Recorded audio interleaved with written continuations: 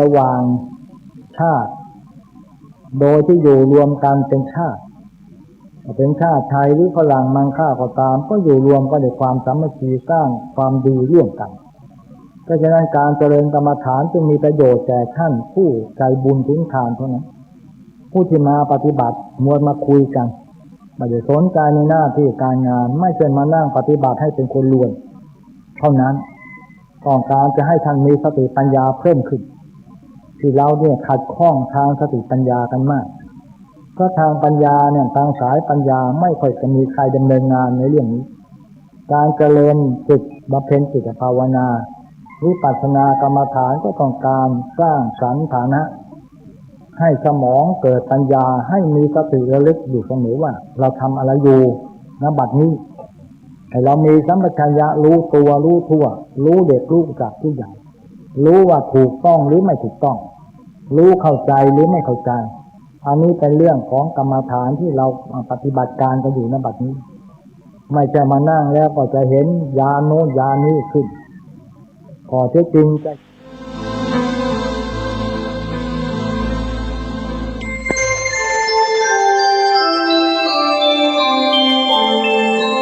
ขณะนี้ท่านกำลังฟังสถานีวิทยุกระจายเสียง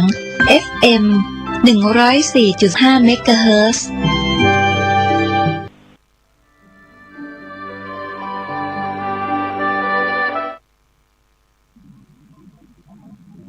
เป็นชาติไทยหรือฝรั่งมังค่าก็ตามก็อยู่รวมกันด้วยความสามัคคีสร้างความดีร่วมกันเพราะฉะนั้นการเจริญกรรมฐานจึงมีประโยชน์แก่ท่านผู้ใจบุญถึงทานเท่านั้นผู้ที่มาปฏิบัติมวลมาคุยกันไม่ได้สนใจในหน้าที่การงานไม่ใช่มานั่งปฏิบัติให้เป็นคนรวยเท่านั้นต้องการจะให้ท่านมีสติปัญญาเพิ่มขึ้นที่เราเนี่ยขัดข้องทางสติปัญญากันมากก็ทางปัญญาเนี่ยทางสายปัญญาไม่ค่อยจะมีใครดำเนินงานในเรื่องนี้การเจริญจิตบำเพ็ญจิตภาวนาวิปัสสนากรรมฐานก็ต้องการสร้างสันฐานะให้สมองเกิดปัญญาให้มีสติระลึกอยู่เสมอว่าเราทำอะไรอยู่ณบัดนี้ให้เรามีสัมปชัญญะรู้ตัวรู้ทั่วรู้เด็กรู้จักผู้ใหญ่รู้ว่าถูกต้องหรือไม่ถูกต้องรู้เข้าใจหรือไม่เข้าใจอันนี้เป็นเรื่องของกรรมฐานที่เราปฏิบัติการกันอยู่ณบัดนี้ไม่ใช่มานั่งแล้วก็จะเห็นยาโน้นยานี้ขึ้นข้อเท็จจริงจะเห็นปัญญาของท่านเองปัญญาแปลว่ารอบรู้ในกองการสังขารรอบรู้เหตุการณ์ที่มันเกิดขึ้นเฉพาะหน้าเป็นปัจจตังโดยที่สัพโพวินยูหิรู้ได้เฉพาะตนแล้วท่านจะอดทนท่านจะมีความขยันหมั่นเพียรตลอดเลยการนี่แหละถึงจะเรียกว่าวิปัสสนาไม่ใช่มานั่งขี้เกียจคนที่ขี้เกียจเกียจค้าในหน้าที่ไม่รับผิดชอบไม่ใช่วิปัสสนาตามคำสอนพระพุทธเจ้าตามคำสอนพระพุทธเจ้านั้นมีแต่ความขยันไม่ย่อท้อมีความอดทนสูง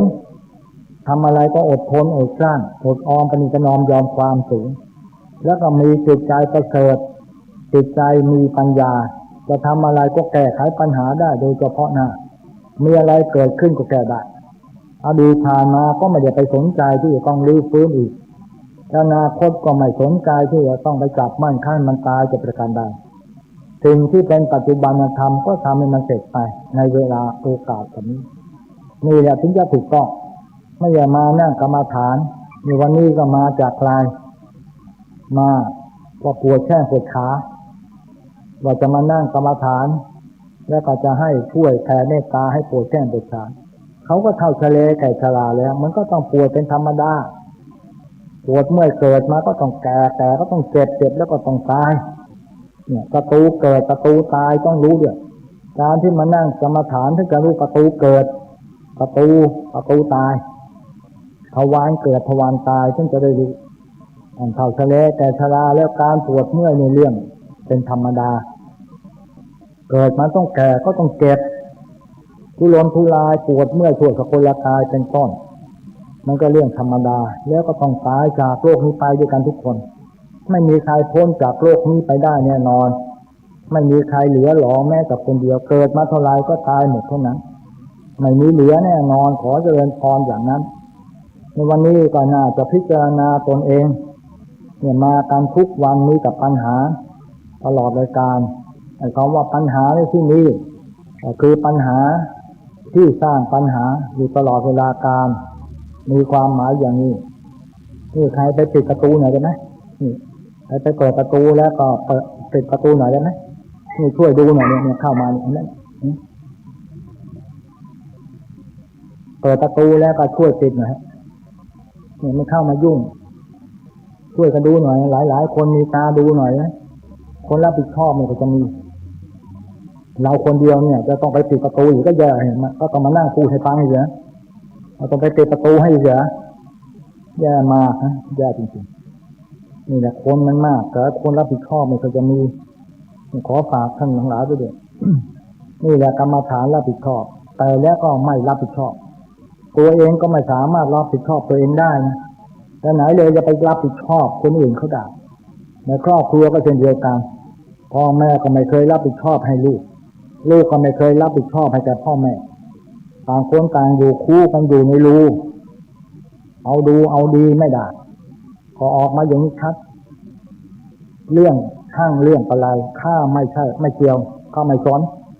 ก็ไม่เอาเนื้อกล้านี่เป็นอย่างนี้กันเนาะเสียใจแทนด้วยผู้ที่เจริญกรรมฐานตาไวหูไวเห็นหนอเสียงหนอมันมีอะไรเกิดขึ้นนะทำให้รับรู้ทำให้รับรู้ทั้งนั้นนี่เป็นอย่างนี้เป็นจำนวนมากผู้ที่เจริญกรรมฐานเข้าถึงท่านจะซึ้งใจท่านจะไปดีจะมีสัจจะพูดจริงทำจริงตาไวหูไวถึงจะเท่าทะเลแต่ชราแต่ร่างกายสังขารท่านก็ต้องตายแน่ประตูเกิดประตูตายแต่จิตเป็นอมตะจิตแต่ว่าไม่ตายจิตเป็นอมตะไม่ตายจิตมีสติปัญญาการเจริญกรรมฐานต้องการให้จิตท่านมีปัญญาต้องมีปัญญาจะได้แก้ปัญหาชีวิตได้อย่างนี้เป็นต้นแต่บางคนก็แก้ปัญหาชีวิตไม่ได้เลยมีแต่สร้างแต่ปัญหาให้หนี้สินผูกพันอยู่ตลอดเวลาการไปไม่รอดไม่ปลอดภัยเราออกจากท้องคับพาของมารดามาก็จิตกระพัดสอนจิตผ่องใสแต่มาคลุกฝุ่นคลุกกิเลสนานาประการแล้วก็เศร้าหมองกันไปตลอดกาลวาระเวลาไหนเลยแล้วถ้าจะมีความสุขตอนไม่มีการรับผิดชอบอะไรเลยคนที่รับผิดชอบได้หายากไม่ค่อยมีแล้วตาดูหูฟังปากนิ่งแต่ก็ดูแล้วก็ดูผ่านฟังก็ฟังผ่านไม่ได้สนใจในการดูการฟังการคิดเริ่มให้มีสติปัญญาก็หามีไม่เพราะฉะนั้นการรับผิดชอบการเจริญกรรมฐานเป็นการรับผิดชอบตัวเองเป็นการรับผิดชอบในครอบครัวเป็นการรับผิดชอบสูงมีปัญญาสูงเสียต้องรับผิดชอบสูงด้วยไม่ใช่ว่าเรื่องไม่ใช่ข้าไม่รับรู้อะไรทั้งหมดแต่เป็นเรื่องของใครช่างอะไรล่ะนี่ขอฝากท่านทั้งหลายคือวัดนี่สำคัญมากสำคัญแต่ไม่มีคนเป็นเจ้าของทิ้งขว้างใครจะถวายแล้วก็ทิ้งขว้างเสียดายเลยคุณพระพุทธเจ้าเป็นจักรพรรดิ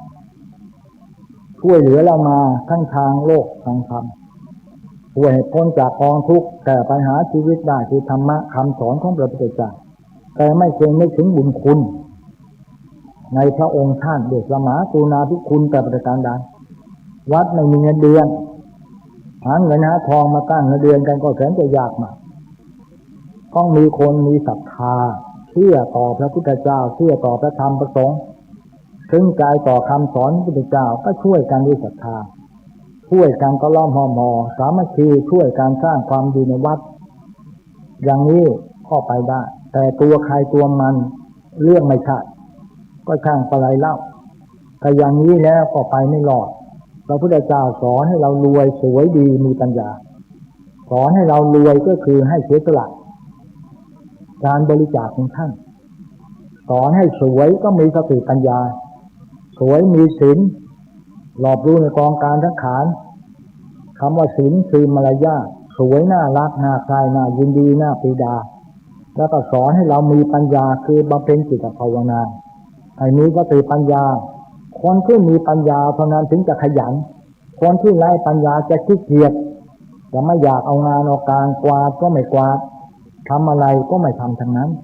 คนประเภทนี้กำลังโง่มาหาเขาเบาปัญญาคนที่ไม่โง่ไม่เขาไม่เบาปัญญาคนมีสติปัญญาแล้วจะขยันไม่พักแต่ทำงานตลอดไปไม่มีการพักและไม่มีการรังเกียจซึ่งกันและกันคนประเภทมีปัญญาเป็นอย่างนั้นคนประเภทขี้เกียจไม่เอางานเอาการก็หมายความว่าประเภทไร้วาสนาไม่มีบุญวาสนากับเขาที่จะทำได้และจะช่วยตัวเองได้เลยเป็นคนที่ช่วยตัวเองไม่ได้มันไร้วาสนาไปหมดก็ไปพึ่งคนอื่นให้ก็หลอดไปแล้วก็พึ่งก็ไปไม่รอด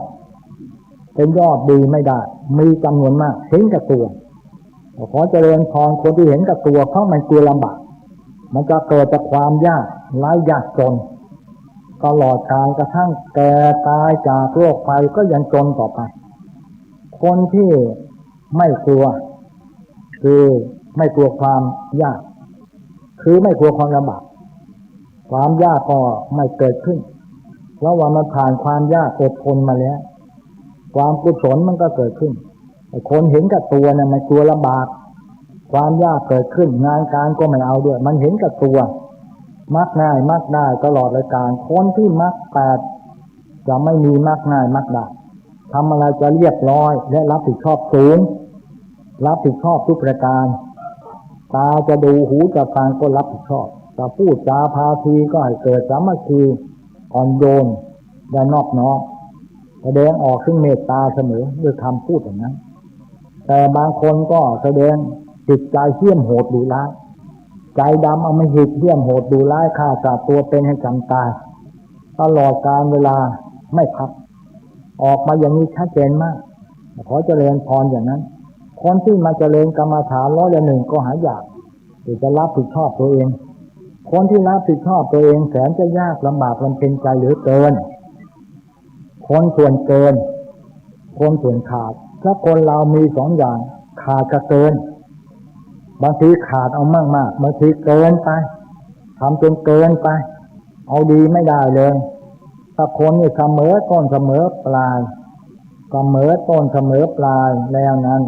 ทำอะไรก็ดีแน่ๆแต่ถ้าความดีและเสมอต้นเสมอปลายไม่มีอะไรเป็นกระบ่อนก็แบ่งก็ตอนก็แทนแต่ประการใดคนนั้นดีแน่นอนบางคนก็ไม่เอาเนื้อเอาใต้แต่ประการใด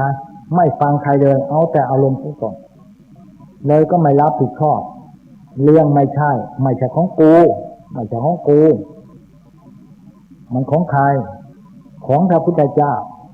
ไม่ใช่ของเราถ้าเราเป็นลูกตถาคตพระพุทธเจ้าเป็นพระสังฆบิดรหรือว่าเป็นพระบิดรแห่งโลกโลกวิทูแล้วก็จะนึกถึงพระคุณท่านว่าพระมหากรุณาธิคุณของพระพุทธเจ้าล้นเหลือทำให้เราพบแสงสว่างไม่มืดมนอนาถรร้อนจิตทำให้เราไปสวรรค์นิพพานได้ทำให้เราไปมนุษย์สมบัติสวรรค์สมบัตินิพพานสมบัติมีสมบัติมนุษย์สมบัติสวรรค์สมบัตินิพพานก็ได้มาจากพระพุทธเจ้าสอนมาแต่ทำไมลืมพระองค์ละนี่แหละท่านทั้งหลายท่านสาธุชนคนเราจึงไม่นึกข้อคนที่ปฏิบัติทำได้จะรู้เองเป็นปัจจตังรู้ประโยชน์ตนประโยชน์ท่านรู้ชุมชนที่ดีรู้ปฏิรูปังอยู่ในประเทศอันสมควรอยู่ในประเทศที่เจริญบางครั้งสมบูรณ์ด้วยการพัฒนาดีแล้วไม่ใช่อยู่ในประเทศที่ด้อยพัฒนาเพราะตัวเราด้อยพัฒนาตัวเรามาเจริญกรรมฐานจะไม่ด้อยพัฒนาบ้านท่านจะเจริญก็สะอาดที่กินสะอาดที่ถ่ายสะดวกไม่ด้อยพัฒนาแต่คนที่ขาดการเจริญกรรมฐานเห็นแก่ตัวมักง่ายมักได้จะไปอยู่ที่ไหนก็ด้อยพัฒนาอยู่ด้วยความด้อยไม่อยู่ด้วยความเจริญไม่เดินไปข้างหน้าถอยหลังลงคลองตลอดน่ะเขากลายเป็นคนขี้เกียจและเดียดฉันเกียจค้านต่อหน้าที่ไม่มีการรับผิดชอบแก่ประการใดการรับผิดชอบเนี่ยมันเป็นการที่ไม่รังเกียจ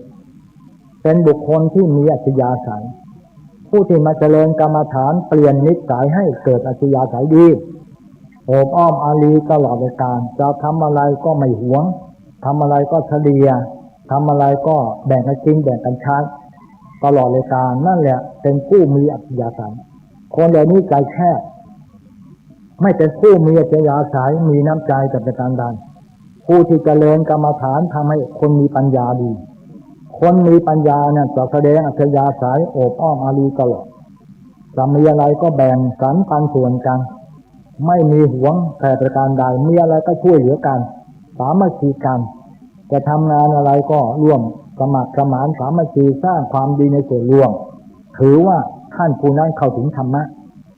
ถือว่าท่านผู้นั้นมีสติปัญญาดี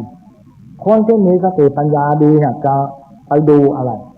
เห็นใครก็ทำอะไรก็อยากจะช่วยเหลืออยากจะสนับสนุนแสดงเมตตาแสดงความกรุณาและแสดงความยินดีซึ่งกันและกันเกิดขึ้นแก่ผู้มีปัญญาทั้งนั้นและมีหลักฐานมีงานทำที่บริสุทธิ์ผุดผ่องอีกด้วยเพราะฉะนั้นการเจริญกรรมฐานจึงเป็นการแก้ปัญหาชีวิตที่ดีและทำให้ชีวิตเจริญทำให้งอกงามเดินไปข้างหน้าท่านจะไม่ผิดหวังจะค้าขายก็จะร่ำรวยเพราะมีปัญญาไปค้าขายมาเจริญกรรมฐานมีปัญญาไปประกอบอาชีพการงานจะทำไร่ไถนาจะประกอบการค้าจะธุรกิจปัญญาก็จะบอกทิศทางให้การที่บอกทิศทางให้ไปรวยไปสวยไปดีไปมีปัญญาก็คือตัวปัญญาที่เราได้จากการเจริญกรรมฐานทำให้ฐานะดีทำให้มีสติดีมากจะไม่ไร้สติจะไม่ไร้สตางค์บางคนมีเงินมีทองเรียกว่ามีสตางค์แต่ไม่มีสติมีแต่สตางค์เดี๋ยวสตางค์ก็หมดก็ขาดสติไม่มีสติยึดมั่นเลยก็กลายเป็นคนเลเพล่าขาดละหลวมหล่อแหละเลวไหลพูดเท็จส่อเสียดคำหยาบเพ้อเจ้อตลอดไปไม่มีการพูดที่มีหลักฐานแต่ประการใดงานการก็เลเพล่าขาดตลอดไปไหนเลยแล้วท่านจะมีหลักฐานก็ขั้นขาดปัญญาตัวนี้ปัญญาที่ได้จากการเจริญวิปัสสนากรรมฐานถ้าหากว่าท่านเจริญกรรมฐานได้สมมาตรฐานแล้วปัญญาก็จะช่วยท่านแก้ไขปัญหาได้ปัญญาก็จะสิงสถิตอยู่ในจิตใจของท่านจะไปเหนือมาใต้จะหยุดเงินก็ไหลนองจะหยุดทองก็ไหลมาถ้าหากว่าขาดปัญญาขาดสติไปไม่ได้แล้วนั้นเงินจะไหลออกทองไหลออกทำอะไรก็ขัดข้องขาดคุณชีวิตอันแรงแค้นมีแต่ไม่มีแปลนในแผนผังขาดคุณตลอดรายการไหนเลยจะค้าขายท่านจะได้กำไรแล้วจะไม่มีทางได้กำไรอีกค้าอะไรก็ขาดทุนทำอะไรก็ขาดทุนเดินไม่จุนเจือเพราะขาดสติปัญญาการเจริญกรรมฐานไม่ใช่มานั่งหลับตาเฉยๆมามีสติปัฏฐานสี่คือกายานุปัสสนาติปัฏฐานเวทนานุปัสสนาติปัฏฐานจิตานุปัสสนาติปัฏฐานธรรมานุปัสสนาติปัฏฐานฐานทั้งสี่นี้ต้องให้สมบูรณ์กายจะยืนเดินหรือนั่งนอนเหลียวซ้ายเหลียวขวาตั้งสติไว้ที่กายก็เรียบร้อยแล้วทางด้านวาจาก็เพราะด้านวาจาก็โอบอ้อมอารีกันพูดสุภาพอ่อนโยนอ่อนหวานอ่อนโยนตลอดคือพูดโดยสัจจะความจริงมันก็เกิดขึ้นในด้านกายของท่านกายกรรมวจีกรรมมโนกรรมก็เกิดขึ้นกายกรรม3วจีกรรม4มโนกรรม3ก็เกิดเป็นกรรมบทขึ้นเรียกว่าตาวิขา3ก็ครบขึ้นอาจจะได้มีปัญญาก็คือมีศีลสมาธิปัญญาได้ในเรื่องคตกรรมฐานเนี่ยกล่าวแล้วจริงอย่างเรื่องอื่นที่จะไม่มีแน่คือเรามานั่งปฏิบัติกรรมฐานก็ต้องการตรงนี้เป็นเรื่องสำคัญก็ขอฝากท่านไว้ยืนหนอ5 ครั้งทำให้ได้คือกายภาคกายแต่ทำไม่ได้แล้วท่านจะรู้ได้ยังไงท่านจะตั้งสติไว้ตรงไหนสติยาวหรือสั้นสติยาวเมื่อไรยาวถึงศีรษะลงปลายเท้าที่เท้าไปถึงศีรษะสติอยู่ก็จิตเมื่อไรปัญญาถึงจะเกิดเท่านั้นแต่ท่านทำกันไม่ได้ไปทำไอ้ที่มันที่ไม่ได้สอนไปทำนอกประเด็นเท่านั้นแล้วท่านจะได้อะไรหรือจะไม่ได้แน่นอนนะยืนหนอ5 ครั้งทำให้ได้เบื้องกลางปลายผมลงไปอาตมาต้องพูดทุกวันพระเพราะท่านทำไม่ได้กันมัวไปทำอย่างอื่นไปทำแล้วสติกับจิตมันไม่ได้อยู่ด้วยกันเมื่อสติกับจิตไม่อยู่ด้วยกันเขาจะมีปัญญาไหมสติไม่มีเลยมันคนไร้ค่าคนที่มีค่าเวลามีประโยชน์คนนั้นต้องมีสติประจำคนที่มีสติประจำตัวประจำจิตประจำใจนั่นคนมีความฉลาดสามารถแก้ปัญหาได้ทุกวิถีทาง ถึงจะถูกต้องไม่ใช่มาทำแล้วส่งเด็กอย่างที่เขาสอนกันยืนหนอ5 ครั้งเอาแค่2 ครั้งบอก5 ครั้งยาวไปเนี่ยบางคนก็สอนอย่างนั้นน่าจะรู้กะบรรยากาศกรรมฐานรู้เหตุการณ์ในความจริงใจก็ทำไม่ได้ถ้าท่านทำตรงนี้ได้ท่านจะรู้ทั้งหมดจะทำอะไรก็เห็นหนอศีรษะลงปลายเท้าคนศีรษะ5 ครั้งเพื่อจะรู้ว่าวาระจิตตรงนั้นเป็นอย่างไรได้ผลไหมแล้วคนนั้นนิสัยเป็นยังไงจะบอกได้ชัดเจนมากเห็นหนอหัวไม่มีเนี่ยต้องตายไม่เคยพลาดไม่เคยพลาดเลยดูลูกนะแต่เรามีบุตรธิดาจะได้ว่าเรียนหมอหรือเรียนแพทย์จะไปเรียนกรุงไหนอย่างไรมหาวิทยาลัยสุโขทัยหรือจะไปเชียงใหม่หรือจะไปจุฬา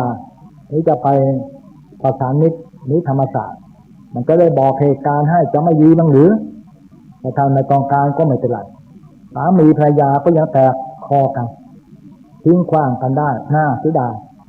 ปล่อยให้ลูกเป็นปมด้อยติดยาเสพติดอีกต่อไปนี้ก็ปัญหามาเข้าที่วัดนี้เป็นประจำขอเจริญพรอย่างนั้นไม่มีโอกาสที่จะดีได้แต่เราเนี่ยมาเจริญกรรมฐานจะได้รู้ประตูเกิดประตูตายถึงหากว่าท่านยังหนุ่มยังสาวต้องรู้ประตูเกิดประตูตายการเจริญกรรมฐานทำให้รู้เหตุการณ์ของชีวิตรู้ที่เราเกิดมาแล้วจะต้องไปถึงประตูที่จะต้องตายจากโลกไปด้วยกันทุกคนไม่มีใครรอดพ้นจากประตูนี้เกิดแล้วมันก็ต้องไปออกประตูตายแน่นอนไม่มีใครรอดแม้แต่คนเดียวแล้วท่านจะว่าอย่างไรนี่มา2 วันนี่มาวานศึกษาธิการจังหวัดกาญจนบุรีบุตรสาวตั้งใจจะมานั่งกรรมฐานในวันที่28วันเกิดหรือเมื่อวานนี้แต่เขาได้ถึงกับว่าชีวิตเสียชีวิตซะก่อนมาลาโลกให้คุณพ่อคุณแม่ฟังที่จังหวัดกาญจนบุรีแล้วก็มานั่งกรรมฐานเมื่อเกิดให้ถึงได้พอมาวันนี้อย่างแน่นอนแต่แล้วตายซะก่อนจะมาไม่ได้ทำยังไงตายด้วยอาวุธปืนเห็นไหมลูกสาวทั้งหลายอย่าทำหาดลูกสาวมีเรื่องอะไรทำไมต้องไปตายด้วยอาวุธปืนด้วยนี่เป็นสาวด้วยแต่น้องชายก็โดนรถชนอีกเย็บอีก20-30 เข็มไอ้พ่อก็โดนโอ่งทับอีกโดนทั้งบ้านเลยอย่าทำหาดนะคิดว่าเราดีนะแต่ท่านเจริญกรรมฐานเนี่ยจะรู้เลยเขาไม่ได้เจริญกรรมฐานเลยเขาก็เสียใจไม่ได้จะทำคนที่ผัดวันประกันพรุ่งเนี่ยจะเจริญกรรมฐานแล้วไม่มาส่วนมากจะตายเนี่ยตายด้วยอาวุธปืนแล้วนี่สระบุรีนี่เองมาถามอาตมาว่าโดนยิงตัวตายหรือคนอื่นมาลักลอบยิงอันนี้บอกไม่ได้ถึงเวลาเขาจะต้องตายด้วยปืนอันนี้แต่พ่อแม่อยากจะให้ลูกดีไหมก็นั่งกรรมฐานให้ลูกอย่าลืมว่าญาติพี่น้องตายประตูตายแล้วถ้าตายด้วยการฆ่าตัวตายแล้วไม่มีทางดีเท่ากับกรรมฐานอย่างตาแจ๊กเสียงห้วยผูกคอตายเนี่ยหลังตลาดปากบางนี่เป็นเวลานาน40 กว่าปีแล้วแต่มายังอยู่บวชใหม่ๆไม่กี่พรรษาที่วัดชลบุรีไปบิณฑบาตปลาเหลียงห้วยแกว่งไปแกว่งมาลิ้นแรกมันต้องขึ้นต้นแมงเม่าหลังตลาดปากบางตรงนี้ผูกคอตายพูดไทยไม่ได้ไปเข้าเยเผาบ้านบางสำโรงโน่นเขตท่าวุ้งกับอำเภอพรหมติดต่อกันบางสำโรงเยเผานุ่งผ้าจุงเบนตีหนึ่งแล้วเอาเรือมารับอาตมาเพราะหน้าหนาวเมื่อก่อนนี้สมัยโบราณเดือนที่1น้ำนองเดือนที่2น้ำทรงถึงเดือนอ้ายเย็นยี่น้ำกระดีไหลลงเดือนที่2น้ำเต็มฝั่งเลยเดือนที่ไม่ดีเนี่ยเดือนที่2เดือนที่3ก็ไม่มีน้ำที่ลุ่มจะเป็นที่ดอนไอ้ที่ดอนกลายเป็นที่ลุ่มพระเจ้าทรงทำนายไว้แล้วจะเป็นลุงเผยอาตมาให้มาเป็นล่ามพูดภาษาจีนกลางได้เยเผาเป็นคนไทยทำไมพูดภาษาจีนกลางได้นี่เราเชื่อเลยเดี๋ยวนี้ไม่เชื่อละที่ทรงกันที่ว่ามาเข้าผีเข้าเนี่ยผีปลอมใช่ไหมผีอย่างนี้มันต้องใช้ให้500,000เลย500,000โดนออกไปเลยนะผีนะมาเข้าว่ายังไงแล้วก็ถามบอกตอบกับแปะเหรียญถ้วยบอกอยู่ที่ไหนอ้วเห็นเลยทุกวันเราเดินมาเนี่ยบอกเห็นบอกเลยอยู่ใครอยู่ก็ห้วยเสียเท้าก็คือใคร เจ้าอาวาสวัดกลางกรมนครเหนือตลาดปากบางชื่อหลวงตามดผูกคอตายที่หลังปากบางเหมือนกันเนี่ยต้องมากินข้าวกลางกองขยะอย่างที่กล่าวมาบอกว่าไปบอกกับเจ๊เจียบอกไปบอกด้วยนะว่าอย่าทำบุญให้อ้วไม่อยากกินกินข้าวก็กองขยะกินก็นอนทุกวันโกนวันพระเนี่ยที่มาเข้าเยาเผาเนี่ยเขาให้หยุดงานหนีเข้ามาเข้าต้องการจะมาบอกให้ดูทำไมต้องผูกคอตายเพราะอดยาฝิ่นอาเจียเขาไม่ให้กลางกินยาฝิ่นจนเสียใจผูกคอตายนี่แหละชัดเจนแล้วก็กาลุงเหี้ยวออกพูดจีนไม่ได้เหยียดเผานี่บ้านบางสำโรงนี่แหละท่านทั้งหลายอยู่เห็นชัดนะผู้เสียเท้าก็คือเจ้าวาดกลางแต่มาถามโยมบัวเฮงที่ตลาดปากบางแกตายไปนานแล้วถามบอกมีไหมเจ้าวาดชื่อมดบอกมีทำไมต้องผูกคอตายเขาจะสร้างโบสถ์กันเงินทองก็มีที่สมภารก็ให้กรรมการวัดไปกู้แต่เวลาสร้างโบสถ์ก็มาคืนโกงท่านหมดเลยโกงหลวงตามดผู้เสียเท้าเลยก็เสียใจผูกคอตายนี่ชัดเจนนะแล้วจะเอาอะไรพี่น้องทั้งหลายอยู่เราก็ต้องตายจากกันไปทุกเดือนทุกคนบอกว่าอ้วเห็นลือทุกวันลืออยู่ตรงไหนก็แสดงว่าโลกอยู่ในโลกเดียวกันเนี่ยแต่มันมองไม่เห็นอยู่อันเดียวกันนี่หมด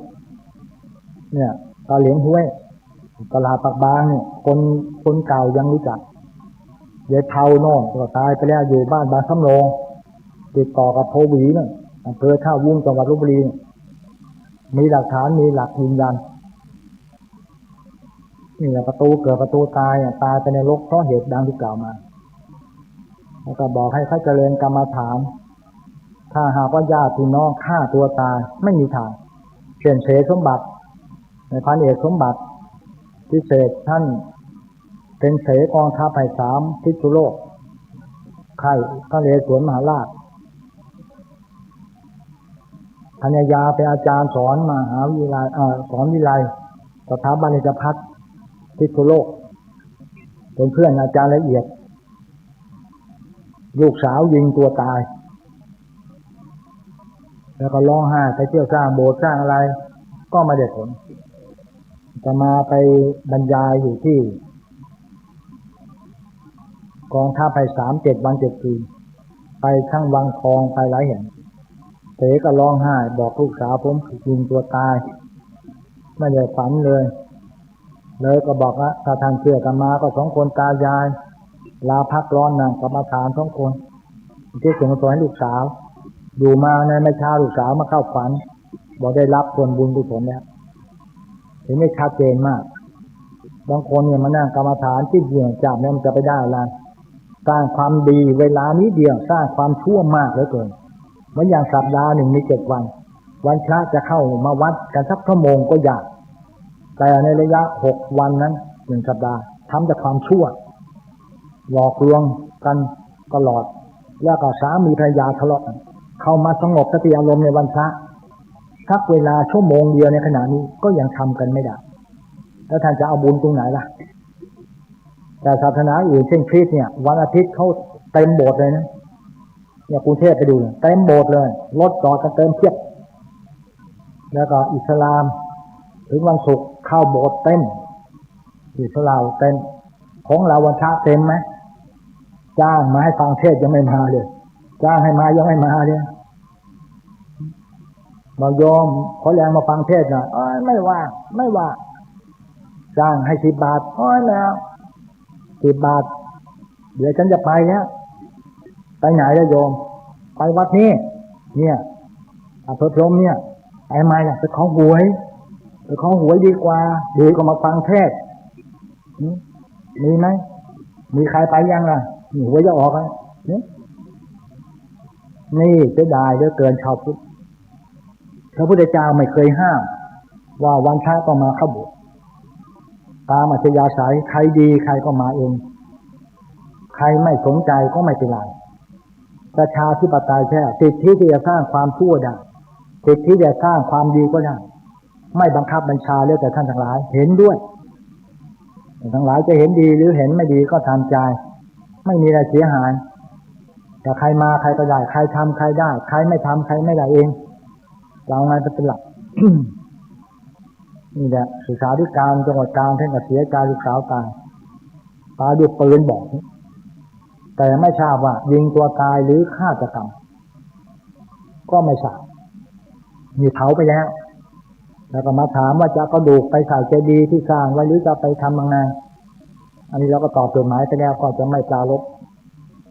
แล้วก็ลูกชายน้องชายของลูกสาวพี่สาวก็เนี่ยคนโตเนี่ยตายด้วยปืนนี้ทั้งหลายอย่าประมาทนะเราก็ไม่รู้ว่าป่าช้าอยู่ที่ไหนความตายอยู่ที่ไหนอย่างไรท่านไม่รู้นะ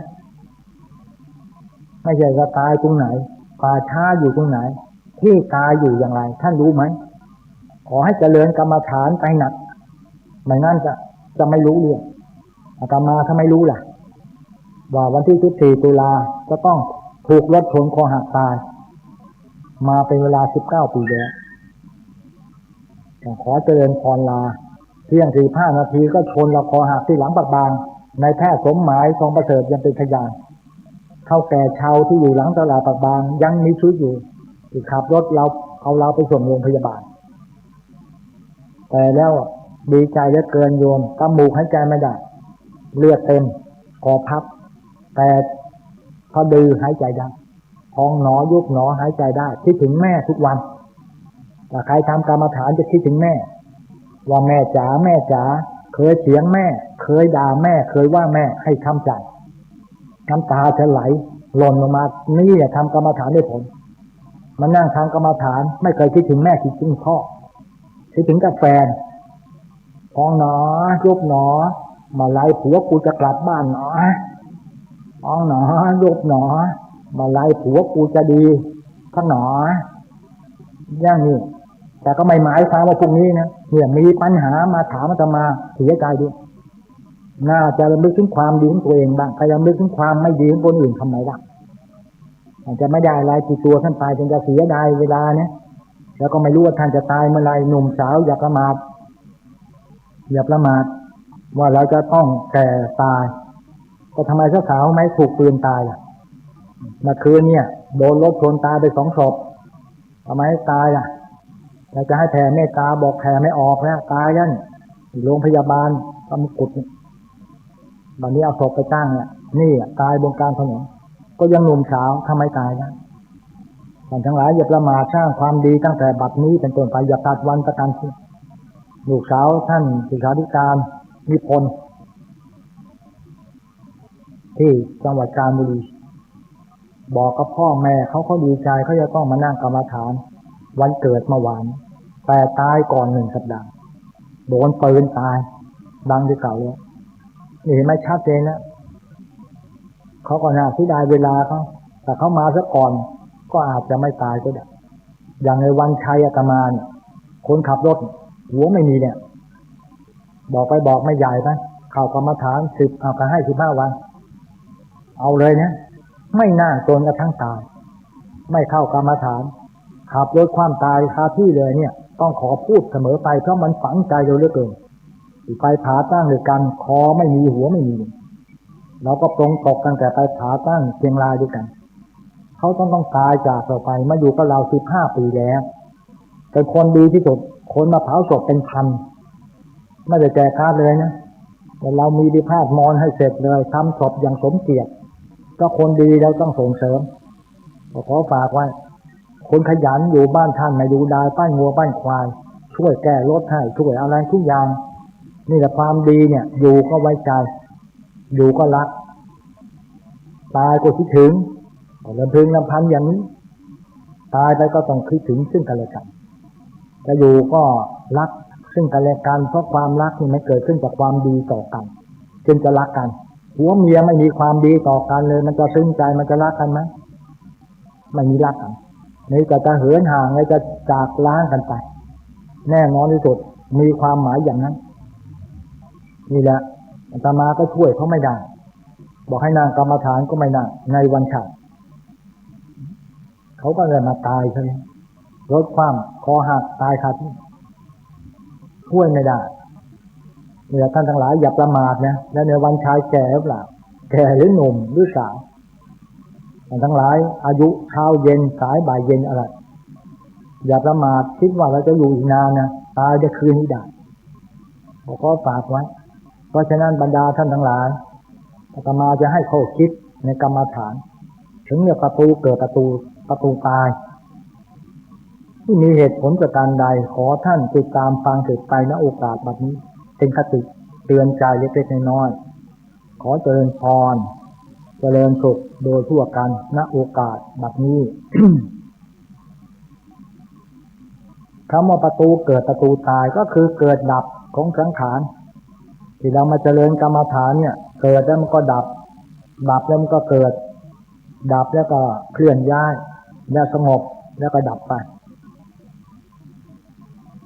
ถ้าสิ่งไหนมันเกิดมันก็ต้องมีดับ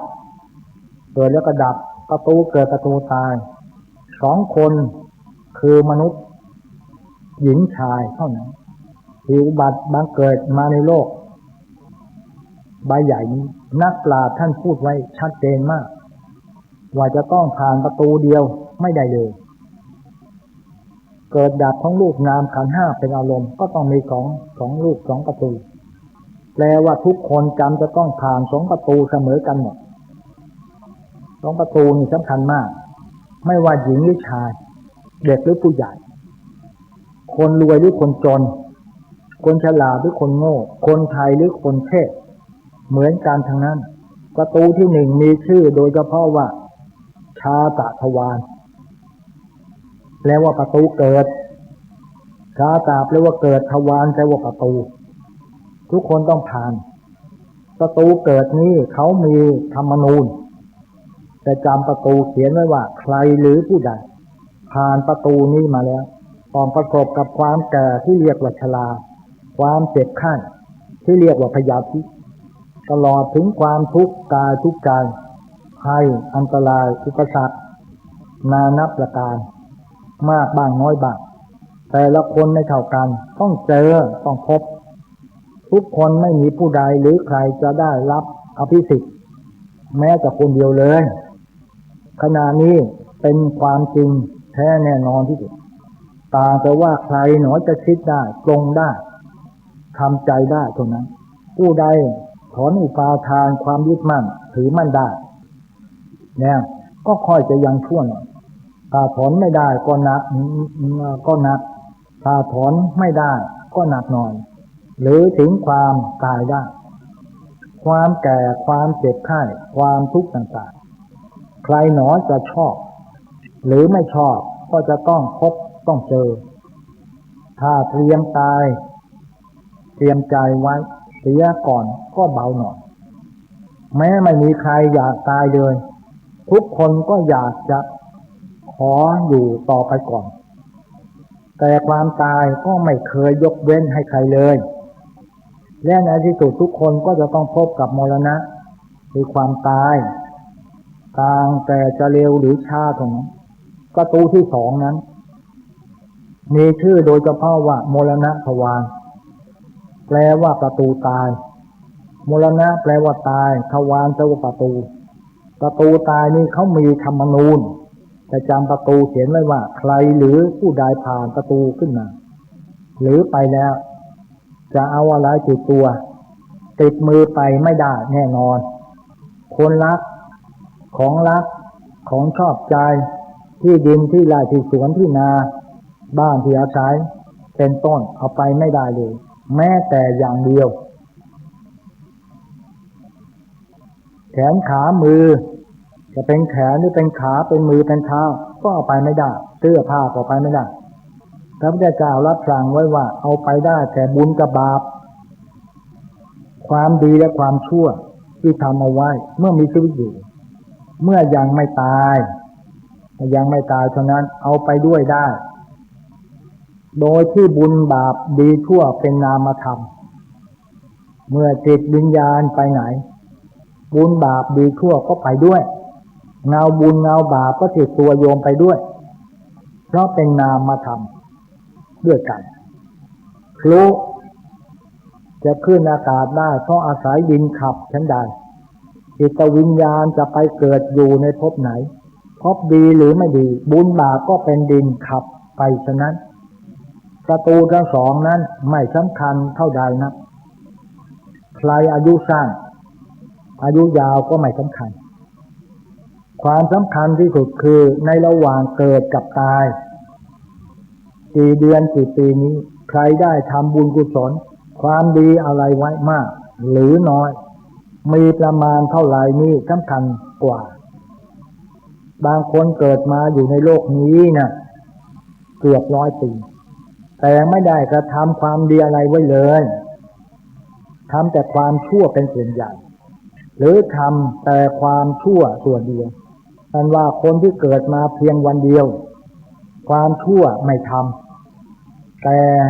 ทำแต่ความของท่านผู้นั้นดีเลิศประเสริฐแท้งดงามกว่าคนที่อายุเกือบร้อยที่ไม่ได้กระทำความดีอะไรเลยไม่ได้ทำความดีอะไรไว้เลยท่านทั้งหลายทุกคนจะเข้าใจหรือไม่เข้าใจก็ตามต่างก็ได้ผ่านประตูที่หนึ่งคือชาตะทวารมาแล้วต่างคนก็ได้ผ่านมาแล้วเหมือนกันทุกคนเหมือนกันหมดทั้งนั้นธรรมนูญหลายอย่างทุกคนก็ได้ประสบพบหมดแล้วทุกอย่างเรียบร้อยต่างก็ทนได้บ้างทนไม่ได้บ้างไม่ช้าทุกคนก็จะต้องผ่านประตูที่2แล้วมรณะทวารคือประตูตายบางคนอาจจะอยู่เกือบ100 ปีจะ100 ปีหรือเกิน100 ปีก็ต้องผ่านแน่นอนเตรียมตัวและทำใจไว้นะว่าในที่สุดเมื่อตายลงใครจะเอาทรัพย์สมบัติสิ่งของอะไรติดตัวไปไม่ได้พระพุทธเจ้าพระองค์ท่านรับสั่งไว้ว่าอย่างไรข้อนั้นแหละสำคัญการเดินทางสู่โลกหน้านั้นไม่ต่างอะไรกับการเดินทางในโลกนี้ไม่ว่าจะเป็นในการเดินทางในประเทศหรือต่างประเทศใกล้หรือไกลการเดินทางรวมมากน้อยเท่าไรเป็นหมื่นเป็นแสนหรือเท่าไรโยชน์ก็ตามถ้าไม่มีพาหนะหรือค่าเดินทางเลยจะไปได้ไหมแต่ถ้ามีพร้อมและมากด้วยความสะดวกสบายจะมีเพียงใดลองคิดดูเอาเองก็แล้วกันท่านสาธุชนทั้งหลายการเดินทางโลกนี้ก็เหมือนกันถ้ามีพาหนะมีเสบียงมากสุขสบายคล่องตัวขอฝากไว้ทุกคนคิดด้วยหาไม่แล้วการฟังเรื่องนี้จะไม่ก่อให้ไปเกิดประโยชน์แต่ประการใดขอทุกท่านโปรดได้พิจารณาอันนี้การเจริญพระกรรมฐานเป็นการรู้สึกนึกคิดในธรรมนูญชีวิตจะต้องเดินทางไม่พลาดผิดคิดถึงตัวต่อไปก็ขอฝากท่านทั้งหลายไว้ในโอกาสนี้ด้วยบางคนไม่เอามานั่งกรรมฐานสอนไม่ค่อยเอาไม่ได้สนใจนะมาถามไม่เรื่องไม่เป็นเรื่องเป็นราวถามไม่เป็นเรื่องเป็นราวอย่างนี้เป็นต้นว่าอะไรว่าอย่างนั้นมีปัญหาอะไรยังไม่จบนี่เราก็ยังฟังครูอาจารย์สอนบางทีสอนไม่เหมือนกันอย่างมีเวทนาเกิดขึ้นแล้วก็ต้องกำหนดเวทนากำหนดปวดหนออย่างนี้เกิดขึ้นอย่างไรกำหนดตรงนั้นขณะที่เดินจงกรมเนี่ยนี่เราพูดยังไม่จบเนี่ยขออยู่ไปก่อนจบให้มันก่อนเดินจงกรมกายานุปัสสนาเกิดปวดตรงโน้นตรงนี้หยุดนะเอาทีละอย่างนะเอาทีละอย่างด้วยบางทีพวกครูสอนนี่ไม่เอาสอนอะไรเนี่ยอย่างพระเจ้าบางองค์เนี่ยท่านก็ไม่เอาสอนไปยานโน่นเลยยานเย็นอะไรแค่กำหนดนี่ยังไม่ได้เวทนานี่สำคัญปวดเมื่อยแล้วก็เลิกแล้วต้องกำหนดทีละอย่างปวดหนอปวดตรงไหนน่ะเพ่งมันตรงนี้ตั้งสติไว้ปวดหนอเกิดขึ้นตั้งอยู่ดับไปเดี๋ยวก็หายแล้วก็อย่างคนปวดขาเนี่ยคนบาเลเนี่ย ปวดมา7 ปีแล้วกำหนดเรื่อยๆไปหายเด็ดขาดจนแบบนี้อย่างเดียวนายยงยุทธนายกพุทธสมาคมที่ไทยธานีมาที่ก็มาเป็นโรคเบาหวานอย่างแรงไปถูกรถชนเละขาเละหมอบอกตัดไม่ได้นายกเดี๋ยวมันจะลามขึ้นมาถึงตรงนี้ลามขึ้นมาตัดนี่เลยขอตัดไว้กำหนดขาเนี่ยปวดหนอก็ตรวจพุทธคุณพาหัวกลางเบาหวานหายเล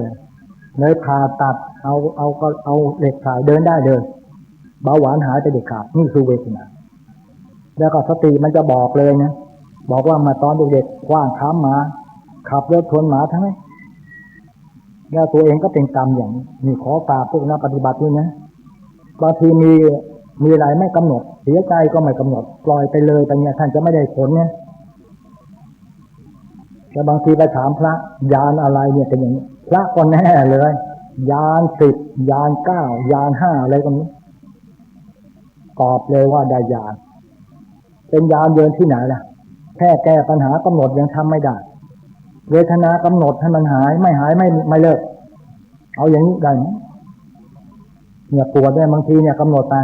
หายไม่ปวดไม่หายเลิกเลยรับรองเคยได้แต่จะแก้ปัญหาไม่ได้ สมาธิเกิดอาการตัวโยนไปมากระตุกไปกระตุกมากำหนดรู้หนอที่ลิ้นปีเนี่ยกำหนดรู้เนี่ยมันโยนไปโยนมาแต่มันไม่หายกำหนดใต้สะดือ2 นิ้วกำหนดรู้หนอใต้สะดือนี่ไม่เอาตรงนี้แต่ว่ากำหนดรู้หนอการสติว่าเดี๋ยวมันก็หายเอาไม่หายไปเดินจงกรมใหม่มันก็ตุกสมาธิมาแล้วแต่ไม่มีสติจำไว้ต้องกำหนดทีละอย่างนี้มันทางซ้ายทางขวาก็ตามก็กำหนดนะกำหนดให้หายเกิดมีแสงไฟฟ้าสะท้านเข้าทั้งกายในขณะกำหนดรู้มือหนักเท้าหนักกำหนดมือหนักหนอมีนิมิตใจกำหนดเห็นหนอไม่เอาอย่ามาปล่อยให้มีไม่ได้คลายน้ำไหลจากสมาธิก็ต้องกำหนดเนี่ยพวกกรรมฐานเนี่ยปล่อยตามเรื่องเลยไม่ได้ผลเลยเวลามึนงงปวดหัวอยากทราบว่ามันเนื่องจากอะไรไม่ต้องทราบเขาห้ามรู้ก็ปวดหนอเนี่ยกำหนดได้ไหมอย่าไปถามใครว่ามันปวดเพราะอะไรเป็นกรรมอะไรอย่าไปถามพระไม่รู้เรื่องก็บอกเลยคงจะทางกรรมอะไรไว้มันถึงจะปวดหัวเลยตอบผิดกันหมดมันจะเป็นอะไรให้กำหนดอย่างเดียวไม่ต้องให้รู้ตอบให้ฟังมีการมึนงงหรือปวดหัวอยากทราบว่าเกิดจากอะไรไม่ต้องไปทราบมันหรอกก็กำหนดที่ศีรษะที่ปวดหนอกำหนดให้มันได้จะแก้ไขอย่างไรครับแก้ไขอย่างนี้นะจำไว้บางทีเสียใจก็กำหนดที่ลิ้นปี่เนี่ยหายใจยาวๆคนที่หายใจสั้นเนี่ยมันไม่มีสมาธิแล้วก็มันก็โกรธง่ายเนี่ยมองมัตตาลีมันอยู่ที่นี่ชาร์จไฟเข้าหม้อกองที่ลิ้นปี่นี่หายใจยาวๆตั้งแต่ตามูกไปถึงสะดือนู่นแล้วกำหนดตรงนี้ช้าๆเดี๋ยวก็หายไปเองอย่าไปนิมิตบางทีเนี่ยผู้มานั่งปฏิบัติเนี่ยไม่รู้เรื่องอะไรเอาแต่นิมิตโอ้โหมีนิมิตมาเล่าเป็นยาวเป็นกันหน้ากระดาษบอกใช้ไม่ได้เลยกำหนดอะไรไม่ได้เลยก็ประสาทร้อนไปเจอโน่นเจอนี่อะไรต่ออะไรเข้าก็มาเล่าเป็นปฏิปต่อไปหมดใช้ไม่ได้หรอกนะก็กำหนดให้มันหายไปเจอแสงสีอะไรก็กำหนดเห็นหนอเนี่ยบางทีพระเราก็แน่เลยบางองค์บอกว่ายานมาแล้วเปลี่ยนใกล้แล้วต้องอธิษฐานจิตยังไม่มีผิดหมดเลยไม่ได้อะไรเลยเกิดขึ้นต้องกำหนดทีละอย่างไปนะมันจะเป็นเวทนาตรงไหนก็หยุดเวลาเดินจงกรมเวลาเดินไปเนี่ยหลับตายืนหนอ5 ครั้งลืมตาดูกายเท้าเดินจงกรมเนี่ยดูกายเท้าอย่าไปเลี้ยวซ้ายเลี้ยวขวาไม่ได้บางคนก็หลับตาเดินดูข้อใช้ตาห่างไม่ได้ต้องดูที่เท้าด้วยให้มันเคยพอมันเคยแล้วก็ไม่จำเป็นนะเข้าสติก็รวมอยู่ได้ง่ายใหม่ๆยังทำยากต้องกำหนด เนี่ยถามก็ดีเนี่ยจะได้ตอบให้ฟังบางคนก็ไม่เอามีเวทนาก็ไม่กำหนดเจอแสงสีเจอนิมิตก็อยากจะเห็นโน่นเห็นนี่ต่อไปท่านจะผิดหวังเนี่ยต้องกำหนดแล้วก็จะเกิดขึ้นปัญญาจะเกิดทันทีเนี่ยขอฝากไว้ มีอะไรก็กำหนดนะมันปวดอะไรก็กำหนดปวดเดี๋ยวมันก็หายไปนะเขาบอกคุณเคยแล้วไม่ปวดไม่เมื่อยทำไมไม่ปวดอุปาทานไม่ไปยึดบางคนเราสอนกอบอารมณ์ไม่มีใครฟังกอบอารมณ์ไม่มีใครฟังแล้วไปกอบผิดถูกถ้ามันไม่สบายใจมันเสียใจอย่าให้โกรธข้างคืนอย่าไปโกรธใครข้างคืนต้องหายโกรธเดี๋ยวนี้โดยกำหนดโดยปัจจุบันผู้เจ้าสอนชัดอย่าเอาอดีตมาลื้อฟื้นเดี๋ยวคนอื่นมาคิดคือที่ชอบทำให้มันเสร็จไปในปัจจุบันนี้ในปัจจุบันแต่เราโกรธก็จะกำหนดที่ลิ้นปีเนี่ยหายใจยาวๆรับรองหายแน่ๆแต่ท่านไม่ทำกันอย่างมีจะไปปากโกรธไปอิจฉาริษยาอย่าลืมว่าการอิจฉาเนี่ยมีหลัก5ประการ1เป็นสาเหตุให้ทำเกิดความแตกแยกความสามัคคี2เป็นอุปสรรคในการประสานงานที่ดี3เป็นการขาดความกำลังใจต่อผู้ร่วมงาน4เป็นการสร้างศัตรูให้กับตัวเอง5ขาดความจริงใจต่อเพื่อนร่วมงานขาดความจริงใจระหว่างสามีภรรยาในบ้านตัวพอบางนี้ชัดเลยนะเพราะฉะนั้นอย่าไปผูกพยาบาทฆ่าพยาบาทอย่างไรกำหนดให้ได้เพราะฉะนั้นผู้ขอเตือนผู้ปฏิบัติด้วยอย่าให้มันผ่านอย่าให้เข้ามาในนี้เข้ามาฝังในแน่นผูกพยาบาทฆ่าพยาบาทแม่ผัวก็นินทาลูกสะใภ้แถมลูกสะใภ้นินทาแม่ผัวอีกอาจจะมีจากการสร้างเวรสร้างภัยสร้างเสน่ห์จังไรตลอดรายการขอฝากท่านทั้งหลายไว้ด้วย มีอะไรกำหนดทีละอย่างเป็นเวทนาเนี่ยมันปวดเมื่อยบางคนพลิกแล้วพลิกอีกปวดเมื่อยเหลือเกินค่อยๆเป็นค่อยไปกำหนดไปมันก็จะหายไปไม่ใช่หมายความว่ากำหนดปั๊บมันจะหายเลยเมื่อไรล่ะต้องฝึกไปเรื่อยๆนะอย่างคนจีนเนี่ยที่มาเนี่ยพอกำหนดเขาก็หายไปได้แล้วเรารู้ว่ามีเวรกรรมตามสนองอะไรบ้างมันก็จะบอกมันชัดเจน เนี่ยมีสงสัยดีจะถามอ่ะเสียใจก็กำหนดอย่าฝากความเสียใจข้างคืนไว้ฉันจะเสียหายอย่าฝากความโกรธข้างคืนไว้อารมณ์ถ้าจะค้างจะค้าขายจะไม่ดีแล้วก็อารมณ์ค้างขึ้นมาไปทำอะไรเสียหมดเลยธุรกิจเสียหมดเพราะงั้นเราต้องแผ่เมตตาแล้วก็แก้ไขปัญหาในปัจจุบันที่จะบอกเอาปัจจุบันอดีตอย่าเอาอนาคตเนี่ยเราปัจจุบันแก้ให้มันหายบางทีนั่งเราตัวมันโยกมันคลอนไปอย่างเงี้ยต้องกำหนดรู้หนอถ้ามันไม่หายให้กำหนดลงไปใต้สะดือ2 นิ้วรู้หนอให้มันไปตามเดี๋ยวมันหายถ้าไม่หายไปเดินจงกรมใหม่ลุกเดินจงกรมใหม่เลยเดี๋ยวหายแน่นอนมันจะไม่โยกแล้วก็บางทีนั่งเนี่ยบางคนเนี่ยไม่ฝืนนั่งไปแล้วก้มลงไปเนี่ยน้ำลายไหลยืดเนี่ยไหลยืดเลยก้มอย่างเงี้ยบางคนบอกแหมหลวงพ่อฉันได้ฌานเนี่ยไม่รู้เรื่องเลยรู้เรื่องอะไรหลับแท้ๆนะนั่งหลับน้ำลายไหลยืดเลยเนี่ย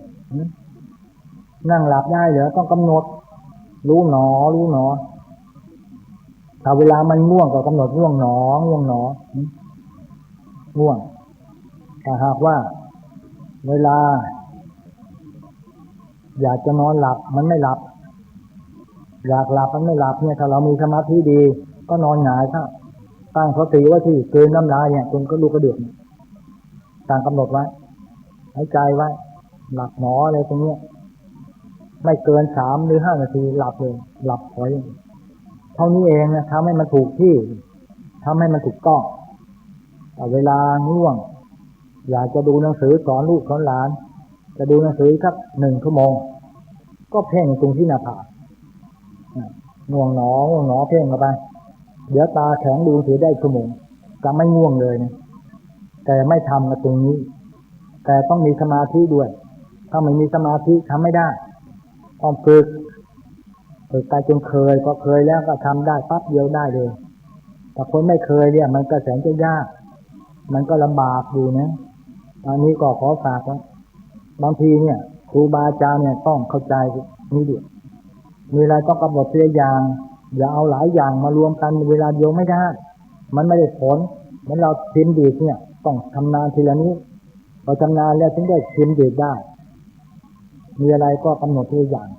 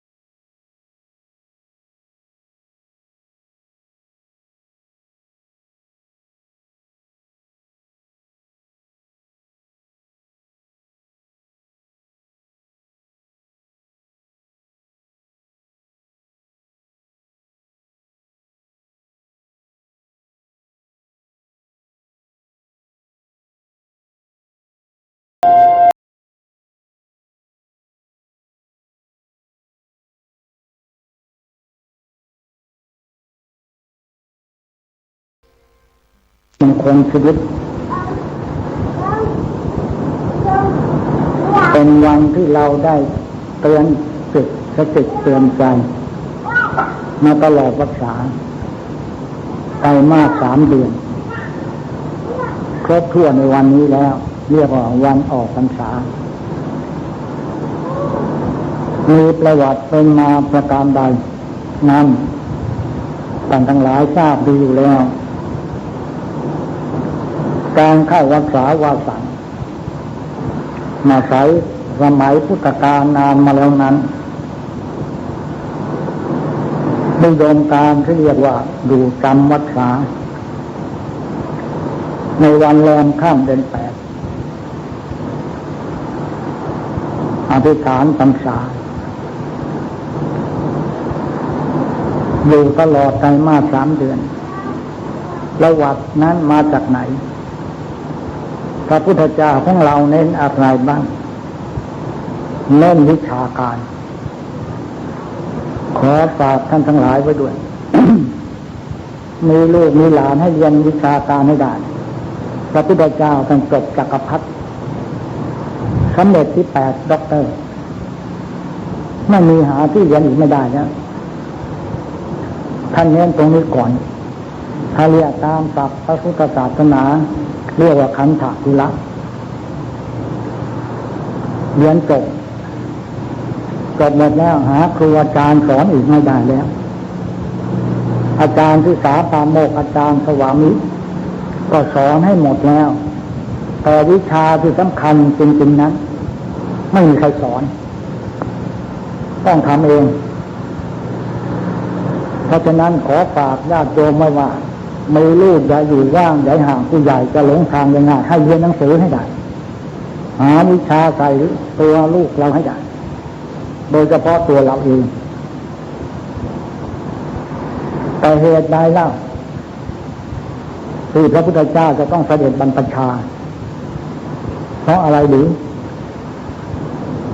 ถ้าใครถามสอบสัมภาษณ์ตกไปเยอะเลขจักรพรรดิคือเลขอะไรเลขจักรพรรดิคือเลข18โสรสมงคลเลข16เลขจักรพรรดิคือ8แปลว่าจบด็อกเตอร์18สาขาไม่มีที่เรียน จะไปเรียนที่ไหนก็ไม่ได้แล้วนี่กล่าวท้าวความถึงอย่างนี้แต่ทำไมต้องเสด็จบรรพชาด้วยเราก็จะคิดกันตื้นๆคิดหนีลูกหนีเมียออกไปบวชตัดช่องน้อยเฉพาะตนไปเท่านั้นหรือไม่ใช่เลยการเห็นเทวทูตท่านจะมีวิชาถึงจักรพรรดิเป็นพระราชาจักรพรรดิแก้ปัญหาไม่ได้ห่วงผูกคอลาหุโลลาหุนออกแล้วห่วงผูกคอแล้วโลกคืออยู่ที่คอเราจะหิวจะกินอะไรเราก็ไม่อยากจะกินต้องให้โลกถึงก่อนทรัพย์สมบัติผูกเท้าไปไหนก็ห่วงครับห่วงสมบัติสามีภรรยาคือมือขวาซ้ายช่วยกันทำงานอย่าทะเลาะกันการสอนชัดเจนมากห่วงผูกคอก็คือลูกหิวอะไรก็ต้องหาให้ทานทุกอย่างกระทั่งอดทุกอย่างก็อดเอาเพื่อลูกที่เสด็จบรรพชาเพื่อจะไปหาวิชาอันนี้วิชาแก้ปัญหาชีวิตวิชาที่เรียนมาเนี่ย18 ด็อกเตอร์แก้ปัญหาชีวิตไม่ได้แก้ปัญหาชีวิตไม่ได้เลยเสด็จออกบรรพชาไปถึง6 ปีกว่าจะได้วิชาของจริงมาให้เราได้ของจริงเลยไปเรียนอาจารย์ที่ไหนก็ไม่มีทางแก้ทุกข์ไม่มีทางแก้ปัญหาชีวิตวิชาการในหนังสือเนื้อหาเนี่ยมันก็ไม่ได้บอกแก้ปัญหาชีวิตแก้ปัญหาจิตใจให้สงบระงับให้เกิดปัญญาไม่ได้บอกในวิชานี้แก้ไม่ได้ต้องตัวเองแก้เองต้องแก้โดยตนเองทั้งนั้นการเสด็จไปบรรพชาก็เพื่อไปหาอดอาหารต่างๆทุกอย่างก็ยังไม่พบของจริงว่าตรงไหนที่จะแก้ไปอาจารย์สนใจลาดาบทอุทกดาบทกลามโคตเหาะเหินเดินอากาศได้ดำดินได้ก็ยังแก้ปัญหาชีวิตไม่ได้แต่ขอเจริญพรญาติโยมมีฟ้าเหนือฟ้าอะไรเหนือกฎแห่งกรรมในโลกมนุษย์ไม่มีแล้วคนกับเวรกรรมที่เราทำไว้ตรงนี้เป็นเรื่องสำคัญมากดังนั้นคือเราเดือดร้อนกันทุกวันนี้คนนั้นเดือดร้อนมาที่วัดให้หลวงพ่อวัดสวรรค์ช่วยเลยขอเท็จจริงที่เดือดร้อนนั้นไม่ใช่คนอื่นทำให้เลยตัวทำเองการเดือดร้อนนี่ตัวเองทำเองทั้งนั้นไม่ใช่คนอื่นทำให้น่าจะจับจุดให้มันสั้นขึ้นมาว่าพระเจ้าเน้นวิชาการถ้ามีความรู้คู่กับความดีแล้วนั้นความดีท่านไปส่งเสริมวิชาการให้สูงขึ้นให้เด่นขึ้นและให้ขยายความออกไปวิชาการนั้นจะเด่นในสังคมถ้าไม่มีความดีขาดความดีแล้ววิชาก็ไร้ความหมายเรียนมาก็ไม่เกิดประโยชน์ต่อผลการการใดเขาในหลักที่ว่าโบราณท่านว่าไว้แม้มีปัญญาสามารถอยู่ขาดผู้ประถมก็ตามฐานเราต้องอ่อนน้อมถ่อมตนทนทำงานผู้ใหญ่ต้องพอใจถึงจะให้เราโตออกนี่มาชัดเจนแล้วแต่บางคนก็ไม่เข้าใจเรื่องนี้แต่ประการใดวิชาที่พระพุทธเจ้าออกไปหาแสวงหาอดข้าวพยาหารถึงเหลือแค่เอ็นกระดูกก็ไม่สำเร็จไม่เป็นทางสำเร็จมรรคผลแล้วก็เที่ยวต่อไปอีกหาธรรมะว่าวิชานี่จะเกิดตรงไหนหามา6 ปีที่6ทุกอย่างพระพุทธเจ้าของเราก็เหาะได้เป็นเจ้าชายดำดินก็ได้แต่แก้ปัญหาไม่ได้แล้วก็คนอื่นจะช่วยเราก็ไม่ได้เท่ากับตัวเราช่วยตัวเองอย่างนี้เรายังหาธรรมะไม่ได้ยังไม่รู้ว่าธรรมะอยู่ตรงไหนไม่รู้ไม่เข้าใจ พระพุทธเจ้าก็เสด็จเรื่อยๆไปเมื่อสมัยพุทธกาลก่อนพระพุทธเจ้ามาตัดในโลก ถ้าชายโลกนั้นไม่มีที่พึ่งต่อไปพึ่งก็ผีตีกับพระบนบานช้างกล่าวเทวดาตามตัวหลังมหาลากไม้เป็นต้นไปหาผีข้าวเจ้าทรงอย่าไปว่าเขามันไม่มีที่พึ่งไปไม่มีที่ไปไม่มีที่ไปแล้วมันรู้จะไปพึ่งใครก็ต้องไปหาหมอดูไปหาผีข้าวเจ้าทรงแล้วก็ไปโดนบานสารกล่าวกับเทวดาตามต้นหมากรากไม้หาที่พึ่งทางใจมันไม่มีที่พึ่งจริงๆพระพุทธเจ้าก็รู้หมดแล้วมันไม่ใช่ที่พึ่งแน่นอนและถูกต้องเลยกล่าวถึงนิทนาตุชาดาในนิทนาตุชาดานำข้าวมัตุปายาตมาถวายเทวดาริมแม่น้ำเนรัญชลาก็มาถวายพอดีเจ้าชายเสด็จมานั่งอยู่ตรงนั้นประทับที่นั่นก็เข้าใจว่าเป็นเทวดาก็ถวายก็ไปทั้งถาดทองคำเลยเจ้าชายบอกว่าข้าพเจ้าหามา6 ปีนะธรรมะยังไม่พบในวันโกนวิสาขบูชาเสวยอธิษฐานจิตเสวยข้าวมัทุปายาตของมันคณะตุกาดาเสวยหมดถาดแล้วขออธิษฐานถาดลอยน้ำไปบอกว่าธรรมะอยู่ที่ไหนขอให้พบธรรมะในวันนี้ถาดนั้นก็ลอยขึ้นเหนือน้ำกระทั่งที่น้ำเชี่ยวในแม่น้ำเนรัญชลาที่ประเทศอินเดียลอยขึ้นเหนือน้ำไปเลยลอยขึ้นเหนือน้ำพระพุทธเจ้าบอกเอาละข้าพเจ้าต้องพบธรรมะในวันนี้เจอธรรมะแล้วท่านทั้งหลายคิดออกไหมถาดลอยขึ้นเหนือน้ำคือฝืนใจเลยต้องข้ามแม่น้ำในลันชลามีพราหมณ์เอาหญ้าปุษะถวาย8 กรรมนางขัดบัลลังก์เลยเอาละวันเนี้ยยอมตายบนหญ้าปุษะนั่งภาวนากรรมฐานทำมานานแล้วไม่ได้ก็ความฝืนใจหนักก็ต้องเอาเบาก็ต้องสู้ต้องฝืนใจให้ได้ปล่อยไปตามอารมณ์ไม่ได้ข้าพเจ้ายอมตายเลือดเนื้อเหือดเทื่อนแต่ก็ตามข้าพเจ้ายอมตายนะบัดนี้เลยสำเร็จเลยนี่ตัวธรรมะบางคนไม่รู้มานั่งกรรมฐานนึกว่ามาสบายแล้วมั้งเนี่ยมันนอนกับแท้ๆสบายถ้าฝืนใจไม่ได้ปล่อยไปตามอารมณ์ตามใจคนตามใจตัวมั่วใบยมุกหาความสนุกในสังคมรับรองท่านไปไม่หรอกท่านจะไม่พบของดีอยู่ในตัวเองนี่เองแต่พระพุทธเจ้าก็ไปหาทั่วไม่พบแต่แท้อยู่ในตัวเราเองต้องฝืนใจที่จะมาบอกญาติโยมพระสงฆ์องค์เจ้าไว้คุกหลวงตาเข้าวัดให้ได้3 วัดวัตถุธรรมวัดอารมณ์วัดใจวัดจิตไอ้วัตถุธรรมเนี่ยพระองค์ไม่ได้มาเลยทำ4 ประการทำ4 ประการเนี่ยท่านสอนดูว่าเหตุหนึ่งสอนธรรมชาติถ้าไปพบไม่ใช่ธรรมชาติเกิดแก่เจ็บตายพลาดพลาดจากกันมีกรรมเป็นของตนเกิดแล้วก็ต้องแก่ท่านได้มาแล้วแก่แล้วก็ต้องเจ็บแล้วก็ตายนี่สอนธรรมชาติคนข้อ2สอนเหตุสอนผล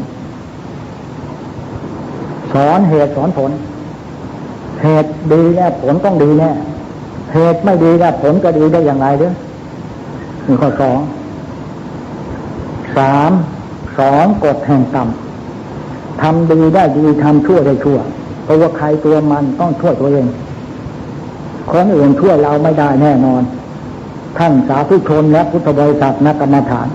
ที่ท่านมานั่งนี่ท่านมาช่วยตัวเองนะเนี่ย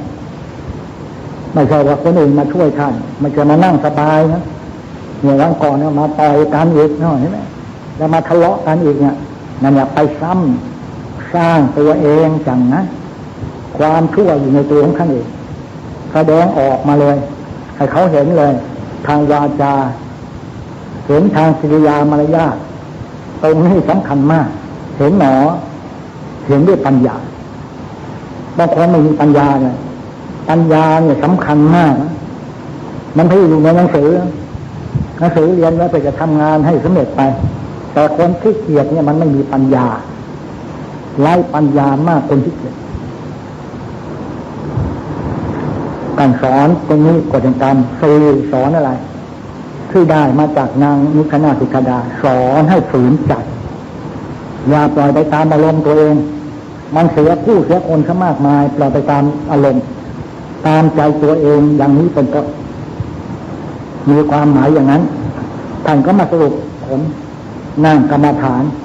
นี่เองคือแม่ข้ามแม่น้ำในลังชลาสำเร็จมรรคผลในวันวิสาขบูชาแล้วก็ไปโปรดปัญจวัคคีย์ทั้งห้า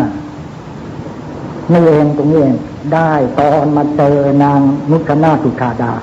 ถวายข้าวมาตุปายาตนางสุญาจาเข้าใจเป็นเทวดามาบนบานแสงกล่าวแล้วขันหมดเลยทำให้นางสุชาดาร่ำรวยเป็นมหาเศรษฐีเขาเรียกว่าบ้านสุชาดาที่อินเดียมาจนบัดนี้นี่ระยะท่านทั้งหลายถ้าฝืนใจไม่ได้ปล่อยมาตามอารมณ์ตามใจตัวเองมาควรมานั่งกรรมฐานมันนอนซะแล้วเขาเคาะระฆังแมงนอนต่อไปออกมาเลยนี่ก็ตามใจตัวตามใจตนตามใจคนคือตัวเองไม่ได้มีอัตตาเหตุของโนนาโถไม่มีตนไปที่ถึงตนเลยตนไม่ไปที่ถึงของตนพระพุทธเจ้าสอนตรงนี้เน้นตรงนี้สอนให้ช่วยตัวเองที่ท่านมาเนี่ยท่านไม่ช่วยตัวเองเนี่ยใครเขาจะไปช่วยท่านสอนให้พึ่งตัวเองสอนให้สอนตัวเองเอาสติมาสอนจิตตั้งสติอารมณ์ไว้ให้ดีอย่าให้อารมณ์เสียตรงนี้เป็นเรื่องสำคัญมากไม่ใช่ว่าทำตามใจชอบนะไม่มีกรอบขอบเขตไม่มีวินัยไม่มีระเบียบแบบแผนแต่ประการใดแล้วท่านจะได้อะไรหรือไม่ใช่ว่าท่านเป็นด็อกเตอร์แล้วใช้ได้นะขนาดสมเด็จเจ้า18ด็อกเตอร์จักรพรรดิแล้วท่านก็ยังช่วยตัวเองไม่ได้ต้องไปหาเองวิชากรรมฐานต้องฝึกเองไม่มีครูการกระโดดไปหามาแล้วการไปฝึกนั่งฝืนใจอย่างเดียวข้าพเจ้ายอมตายบนเจ้ากุศลเลยสำเร็จมรรคผลในวันนั้นตรงนี้เองจิตเจตสิกรูปนิพพานได้คือเจริญสติมรรค8อริยสัจ4แล้วก็มาสอนพวกเราศีลสมาธิปัญญาไตรสิกขา3เท่านั้นไม่สอนมากไม่สอนไปสวรรค์นิพพานแค่ตัวเองช่วยตัวเองยังไม่ได้แล้วจะไปสวรรค์หรือจะไปสุคนิพพานมนุษย์ชาติสัตว์ชาติและบุคคลอยู่ในโลกมนุษย์หาความสุขไม่ได้แล้วมีแต่ความเดือดร้อนนานาประการแล้วท่านจะรู้เรื่องดีประการใดเล่าไม่มีเลยพอสำเร็จแล้วท่านก็ไปโปรดปัญจวัคคีย์ทั้ง5ทำไมต้องโปรดปัญจวัคคีย์เพราะเคยไปลูกศิษย์เคยปฏิบัติวัฏฏะมาได้หลบหนีหน้าไปโปรดสำเร็จอัญญาโกณทัญญะอัญญาสิวัตโพโกณทัญโยโกณทัญญะได้ทำแล้วหนอได้ทำแล้วหนอคือมรรค8คือสติปัฏฐาน4นั่นเองสัมมาสติสัมมาสมาธิก็ได้บวชเป็นองค์แรกเป็นปฐมฤกษ์ในโลกคืออัญญาโกณทัญญะได้บวชในพระพุทธศาสนาดังกล่าวแล้วเช่นเดียวกันแล้วพระพุทธเจ้าก็ไปโปรดไปได้บริษัทมากมายแล้วสำนึกธรรมัญญาอะไรรู้ไหมสำนึกถึงพุทธมารดาสำนึกถึงพุทธมารดาได้แล้วเราต้องไปโปรดพุทธมารดาโดยวดึงพิภพตอนที่พระองค์เนี่ยประสูติออกมาเนี่ยพุทธมารดาสวรรคตอยู่กับพระแม่มาตุคามพระแม่นาโคตมีแต่พุทธมารดาไปเกิดที่ไหนไปเกิดเป็นเทพบุตรเป็นผู้ชายอยู่ในสวงสวรรค์ไปเกิดเป็นผู้ชายอยู่สวงสวรรค์พระองค์ก็แจ้งด้วยญาณวิถีของพระองค์ว่าพระพุทธมารดาอยู่บนสวรรค์แต่แล้วเทพบุตรนั้นก็รู้ว่ามาอดีตชาติพระราชบุตรคือเจ้าชายสิทธัตถะได้คลอดพระทานกับสวรรค์แล้วก็มาตุติเป็นเทพบุตรในสวงสวรรค์ถ้ายังตามมาใช้ค่าน้ำนมอย่างที่พระท่านมาบวช1 พรรษาเดือน8แรม1 ค่ำอธิษฐานภาษาก็ พระพุทธเจ้าแสดงยมกโปรดพุทธมารดาบนดาวดึงพิภพตลอดไตรมาส3 เดือนเลยไม่ขาดโปรดแม่เหมือนท่านนวกะที่มาบวชเนรเนี่ยบวชเนรให้แม่บวชพระให้พ่อเห็นไหมท่านโชคดีได้อุตส่าห์บวชได้ตลอดพรรษานับว่าครบวงจรของพระพุทธเจ้าไปโปรดพระพุทธเจ้าพระพุทธเจ้าไปโปรดพุทธมารดาดาวดึงพิภพโปรดด้วยบทอะไรเนี่ยเรื่องพระอภิธรรมเจตคัมภีร์คือเจตสิกดุนิพพานคือประกรรมฐานเนี่ยเจริญปฏิปทาน4เนี่ยโปรดพุทธมารดาถ้านวกะที่มาบวชเนี่ยถ้าท่านเจริญประกรรมฐานตลอดการพรรษาท่านก็โปรดแม่โปรดพ่อท่านให้พ่อแม่ได้ทำบุญไปโปรดพุทธมารดาอยู่ตลอดไตรมาส3 เดือนพอถึงวันขึ้น15 ค่ำเดือน11คือวันนี้คล้ายวันนั้นท่านก็ทำมหาปวารณาบนดาวดึงพิภพมหาปวารณาคือวันนี้คล้ายวันนั้นภาวนาเทวดาทั้งหลายพระเถรบุตรทั้งหลายก็นั่งฟังภาวนาแปลว่าอะไรมหาภาวนาคือวันนี้แปลว่ามีธรรมะดีขันติความอดทนและตักเตือนว่ากล่าวได้ไม่โกรธกันไม่เกลียดกันและไม่ทะเลาะกันต่อไปก็ขอฝากท่านที่เป็นสามีภรรยาวันนี้ขอให้ภาวนาต่อกันด้วยอย่าทะเลาะกันตามพระพุทธเจ้าสอนมาเราก็ทำตามอย่างนี้ทำตามมหาภาวนาคือวันนี้เดี๋ยวพระเข้าบวชทำภาวนาซึ่งกันและกันคือไม่โกรธกันมีอะไรก็ตักเตือนว่ากล่าวกันได้ไปเจอที่ไหนก็ให้เตือนกันได้ตักเตือนได้ไม่โกรธกันแน่นอนถ้าทำตามคำสอนพระพุทธเจ้าเนี่ยรับรองไม่มีเรื่องไม่มีปัญหาไม่สร้างปัญหาให้แก่ใครถ้าตัวเองก็สร้างความดีให้กับตัวเองตลอดรายการเรียกว่าวันมหาภาวนาเช่นวันนี้เรียกว่าภาวนาต่อกันไม่โกรธกันทำไมไม่ทำภาวนาในวันเดือน8แล้วเรายังไม่มีธรรมะยังไม่มีสติยังไม่มีปัญญามหาปัญญาพอมีปัญญาดีแล้วก็อ่อนน้อมถ่อมตนปากหวานตัวอ่อนมือไปหงอนนอกน้อมประตันยูเชิดชูระเบียบเพียรเดือดวินัยต่อไปจึงได้อ่อนน้อมถ่อมตนไม่โกรธกันต่อไปไม่เกลียดกันและไม่ทะเลาะกันไม่ท้าความหลังครั้งอดีตจะต่อมาอดีตไม่รู้ฟื้นเรื่องคนอื่นไม่คิดที่ชอบทำท่านนวกะที่ท่านมาบวช1 พรรษาท่านได้บุญมากท่านไม่เคยขาดโบสถ์กันนี่แหละที่เราจุดเขาเทศโคมไฟตลอด4 เดือนเลยนี่แหละประเทศโคมไฟคือสติปัญญาพระธรรมวินัยให้เกิดแสงสว่างเรียกมหาปัญญาสอดส่องให้พวกเราที่สวดมนต์ไหว้พระแล้วฟังเทศนาวินัยใจมากเหลืออีก2 กันจบแล้ว90 กันที่เราเทศนะมาลือนี้จบตรงนี้จบวันมหาภาวนาก็ขอฝากพระสงฆ์องค์เจ้าไว้ทุกรูปด้วยว่าเรามาบวชเนี่ยไม่เสียทีนะบวชให้แม่ให้พ่อตามรอยยุคลบาทขององค์สมเด็จพระสัมมาสัมพุทธเจ้าทำไมไปบุกโกรธแม่ก่อนพ่อทำไม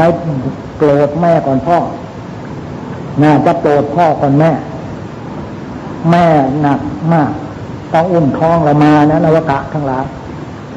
ก็จะคลอดเรามาเนี่ยลำบากถ้าจะเอาชีวิตทำไม่จึงเรียกว่าบวชเนรให้ก่อนท่านจะเป็นทิศพระภิกษุนี่ท่านต้องพาเนรก่อนรับศีลตนเนรก่อนให้แม่ก่อนแล้วบวชพระให้พ่อพระเนรบางวัดทำไมกินแล้วก็นอนแล้วกินสบายมากทีนี้ตี 3:30ต้องเข้าโบสถ์ถ้าท่านเข้าไม่ขาดแล้วก็รับรองท่านได้ไตรมาส3 เดือนเนี่ยพระพุทธเจ้าทำมหาภาวนาที่บนดาวดึงพิภพ โปรดพุทธมารดากระทั่งที่มารดานี่เป็นผู้ชายนะอย่าโดมฟังเราคิดด้วยผู้หญิงเป็นผู้ชายได้ผู้ชายไปเกิดเป็นผู้หญิงได้ไม่งั้นพระเจ้าก็เอาตำรานี้มาจากไหนพุทธมารดาสวรรคตแล้วไปเกิดเป็นเทพบุตรอยู่สวงสวรรค์พระพุทธเจ้าเขาสำเร็จทั้งโพธิญาณแล้วท่านก็รู้ว่าแม่อยู่ที่ไหนและแม่อยู่บนสวงสวรรค์ก็รู้ว่าลูกอยู่ที่ไหนลูกจะเป็นพระพุทธเจ้าแล้วก็รู้ว่าแสดงยมกปาฏิหาริย์ในวันแรมข้ามเดือน8ขึ้นไปจำพรรษาบนดาวดึงส์ที่พบโปรดพุทธมารดาทั้งเทพบุตรเทพธิดาเทวดาทั้งหลายพระอินทร์เป็นประธานสอนวิปัสสนาเนี่ยที่โปรดมารดาไม่ใช่ไปอ่านหนังสือไปโปรดกันไปเรียนหนังสือไม่ใช่ตลอดไตรมาสมาดูว่า3 เดือนเต็มเหมือนพระนาตะเนี่ยมาไม่เสียทีเลยโปรดมารดาบิดาปูนบาทเข้าโบสถ์เพื่อโปรดบิดามารดาเนนก่อนจะเป็นพระก็เป็นเนนก่อนให้แม่ก่อนแม่ลำบากกว่าพ่อ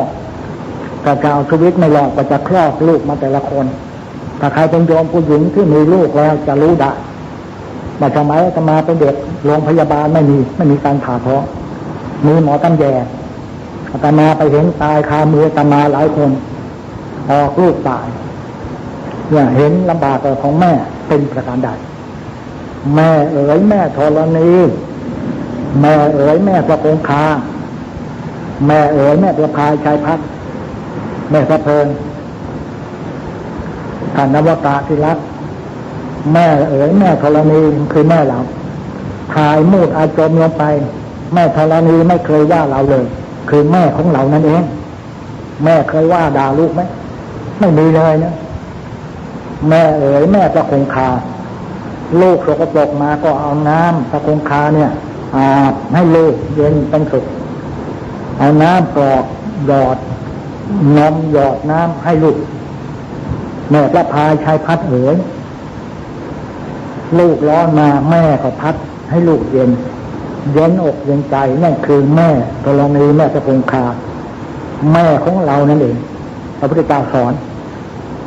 แม่เนี่ยมีพระคุณล้นเหลือของลูกอยู่ใกล้ลูกมากโปรดแม่ก่อนจึงต้องบวชเนรก่อนไปบวชพระให้แม่ก่อนบวชเนรให้แม่บวชพระให้พ่ออันนี้แน่นอนที่สุดบางคนไม่รู้บอกว่าผมไม่ได้บวชเนรนะบวชพระเอาแล้วก็รับศีลเนรมาทำไมล่ะรับศีลเนรทำไมนั่นไงให้แม่แล้วโปรดมารดาบิดาปูนบาทเข้าโบสถ์เพื่อโปรดบิดามารดาเนนก่อนจะเป็นพระก็เป็นเนนก่อนให้แม่ก่อนแม่ลำบากกว่าพ่อก็จะเอาชีวิตไม่รอดก็จะคลอดลูกมาแต่ละคนถ้าใครเป็นโยมผู้หญิงที่มีลูกแล้วจะรู้ได้แต่สมัยอาตมาเป็นเด็กโรงพยาบาลไม่มีการผ่าท้องมีหมอตำแยอาตมาไปเห็นตายคามืออาตมาหลายคนออกลูกตายเนี่ยเห็นลำบากของแม่เป็นประการใดแม่เอ๋ยแม่ธรณีแม่เอ๋ยแม่ประคงคาแม่เอ๋ยแม่ประภาชัยพัฒน์แม่พระเพลินท่านนวตาที่รักแม่เอ๋ยแม่ธรณีคือแม่เราถ่ายมูดอาจมลงไปแม่ธรณีไม่เคยว่าเราเลยคือแม่ของเรานั่นเองแม่เคยว่าด่าลูกไหมไม่มีเลยนะแม่เอ๋ยแม่ประคงคาลูกสกปรกมาก็เอาน้ำประคงคาเนี่ยอาบให้ลูกเย็นเป็นสุขเอาน้ำกรอกหยอดนมหยอดน้ำให้ลูกแม่พระพายชัยพัฒน์เอ๋ยลูกร้อนมาแม่ก็พัดให้ลูกเย็นอกเย็นใจนั่นคือแม่ธรณีแม่ประคงคาแม่ของเรานั่นเองพระพุทธเจ้าสอนแม่เนี่ยมีพระคุณล้นเหลือของลูกอยู่ใกล้ลูกมากโปรดแม่ก่อนจึงต้องบวชเนรก่อนไปบวชพระให้แม่ก่อนบวชเนรให้แม่บวชพระให้พ่ออันนี้แน่นอนที่สุดบางคนไม่รู้ บอกว่าผมไม่ได้บวชเนรนะบวชพระเอาแล้วก็รับศีลเนรมาทำไมล่ะเนี่ยรับศีลเนรทำไมนั่นไงให้แม่แล้วแม่ทำไมต้องอุ้มไกลพ่อทำไมต้องสะพายบาตรรู้เรื่องไหมไม่รู้บางคนไม่รู้เรื่องเลยแม่ต้องอุ้มไกลก็อุ้มท้องเรามาบวชให้แม่นะแม่ตายไปแล้วก็จะได้รับบทส่วนบุญกุศลอย่างนี้พ่อสะพายบาตรสะพายคือพ่อแม่ก็อุ้มผ้าไตรคืออุ้มเราที่เราจะต้องไปห่มผ้าในโบสถ์เนี่ยแม่ทั้งนั้นนะพ่อให้หัวใจคือบาตรแม่ให้น้ำเลือดน้ำเหลืองเนี่ยน้ำเลือดน้ำเหลืองเนี่ยเป็นแม่ให้ทั้งนั้นเนี่ยเราได้จากแม่อยู่ในท้องแม่กินน้ำเลือดน้ำเหลืองของแม่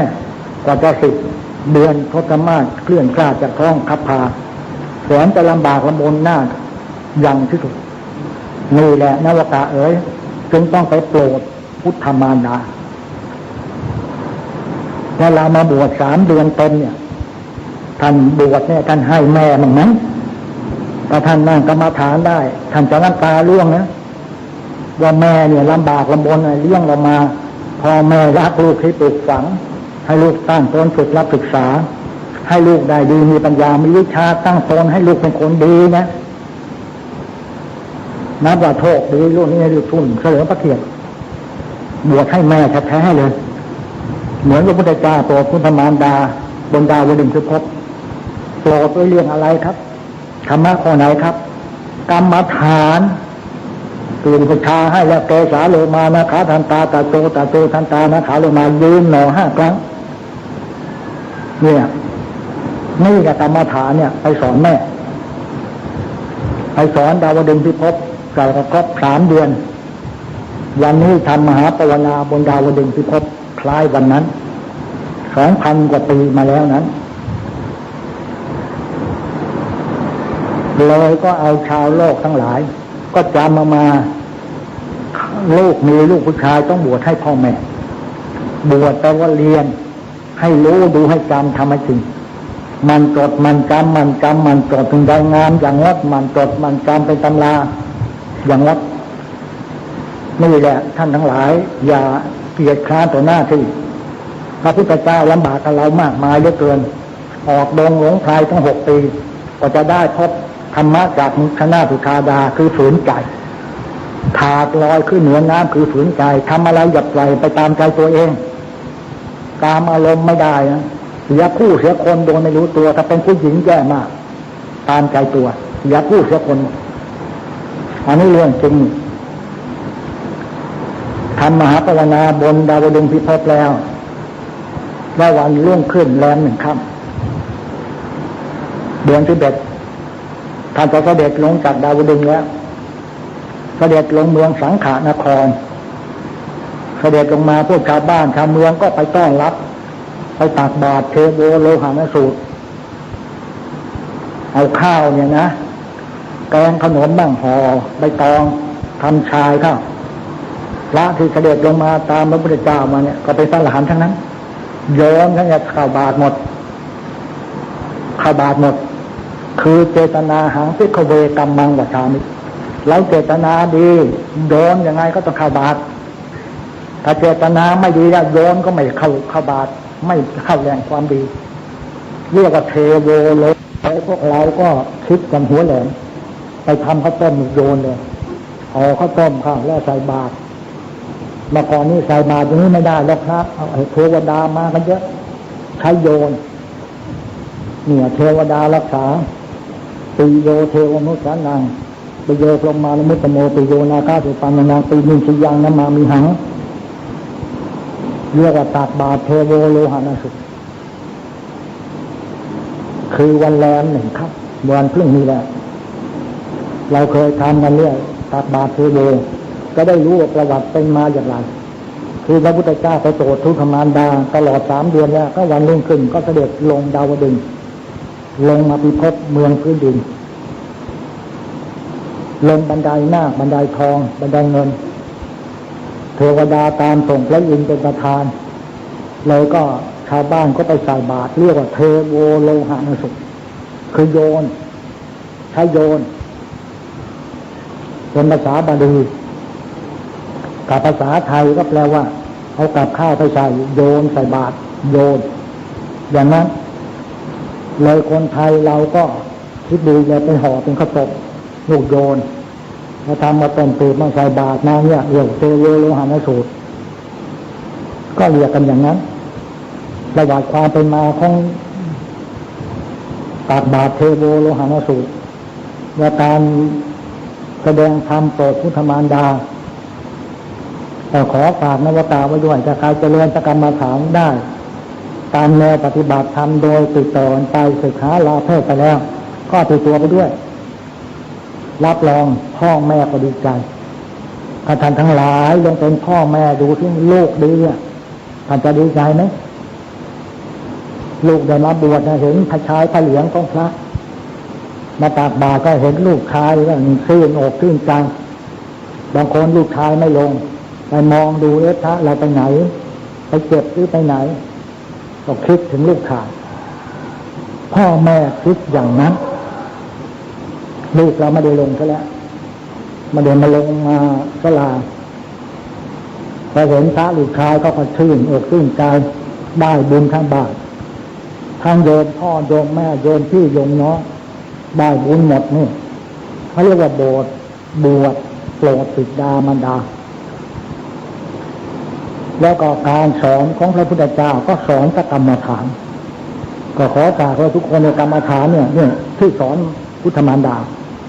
ตลอดใจมากจิตเจตสิกรูปนิพพานสี่อย่างก็คือสติปัฏฐานสี่จิตเป็นธรรมชาติเป็นคิดอ่านอารมณ์รับรู้อารมณ์มันได้เป็นเวลานานมันเท่ากับเสียงจิตนี่เป็นธรรมชาติคิดต่ออ่านอารมณ์รับรู้อารมณ์มันได้มันเท่ากับเสียงเจตสิกก็คือตัวอยากตัวต้องการรูปก็คือสภาวะรูปผันแปรปรับกรอกหลอกลวงได้เกิดขึ้นตั้งอยู่ดับไปคือนิพพานก็คือหมดกิเลสตัณหาทั้งหลายเนี่ยสอนตรงนี้สอนโปรดพุทธมารดาบรรดาวดึงที่พบจิตเป็นธรรมชาติเป็นคิดอ่านอารมณ์รับรู้อารมณ์ไว้ได้เป็นเวลานานมันก็เป็นเสียงนี่แหละท่านนวากาที่ท่านมาบวชเนี่ยต้องการจะบวชโปรดมารดาบิดาพ่อแม่ก็ดีอกดีใจลูกไปบวชได้พรรษาความจริงพรรษาเนี่ย3 เดือนเท่านั้นบวชกันไม่ได้แล้วบวชให้ได้กฐินหน่อยกฐินทอดให้มันครบเครื่องครบคราวเดี๋ยวมีของไม่ครบเครื่องไม่ครบคราวการปฏิบัติกรรมฐานเนี่ยเป็นยอดในพระพุทธศาสนาถ้าเรากรรมฐานไปโปรดพุทธมารดาโปรดเทพบุตรเทพธิดาดาวดึงที่พบ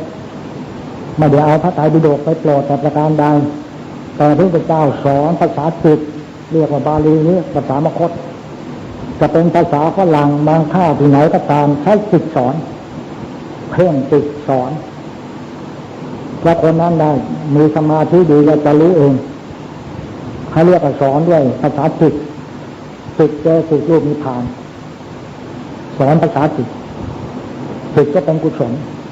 เพราะฉะนั้นการปฏิบัติกรรมฐานต้องการสร้างอารมณ์นะอารมณ์ให้ดีนะโยมนะถ้าอารมณ์ดีแล้วก็ทำอะไรดีหมดเลยไม่เสียหายใจดีกลายเป็นคนใจดำถ้าอารมณ์เสียใจสูงก็กลายเป็นคนใจต่ำใจงามก็กลายเป็นคนใจง่ามคนไว้ใจได้กลายเป็นคนโลเลคนมีเสน่ห์ก็กลายเป็นคนหน้าทางคนพูดหน้าฟังกลายเป็นคนพูดไม่เข้าหูคนอารมณ์ไม่ดีเป็นอย่างนั้นหาความดีความสุขในชีวิตไม่ได้เลยก็ขอฝากญาติโยมมาด้วยมีความหมายอย่างนั้นการเจริญพระกรรมฐานยอดสูงสุดในพระพุทธศาสนาบางคนไปบวชกันบางวัดไม่เคยนั่งกรรมฐานและไม่เคยสอนด้วยสอนแต่บาลีอย่างเดียวเป็นมหาปริญญากันอย่างเดียวแล้วก็ไม่มีธรรมะ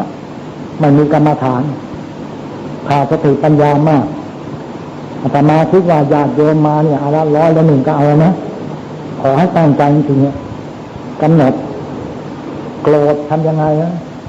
โกรธขึ้นมาแล้วอย่าปาความโกรธค้างคืนไม่ได้ต้องตัดปัญหาตรงนั้นตัดปัจจุบันอย่าให้เป็นอดีตอย่าให้เป็นอนาคตตัดปัจจุบันแปลว่าอะไรโกรธหนอเอาเดี๋ยวนี้อย่าไปแก้วันคืนวันนี้หรือพรุ่งนี้ ไปแก้ในห้องพระหรือการไปสวดมนต์ไม่อยากต้องแก้ปัจจุบันตัดปัญหาโกรธหนอที่ลิ้นปี่อย่าให้ใจยาวๆให้ใจยาวๆไปเดี๋ยวหายโกรธว่าสติปัญญาจะบอกเราว่าโกรธเรื่องอะไรมีเหตุผลจากการใด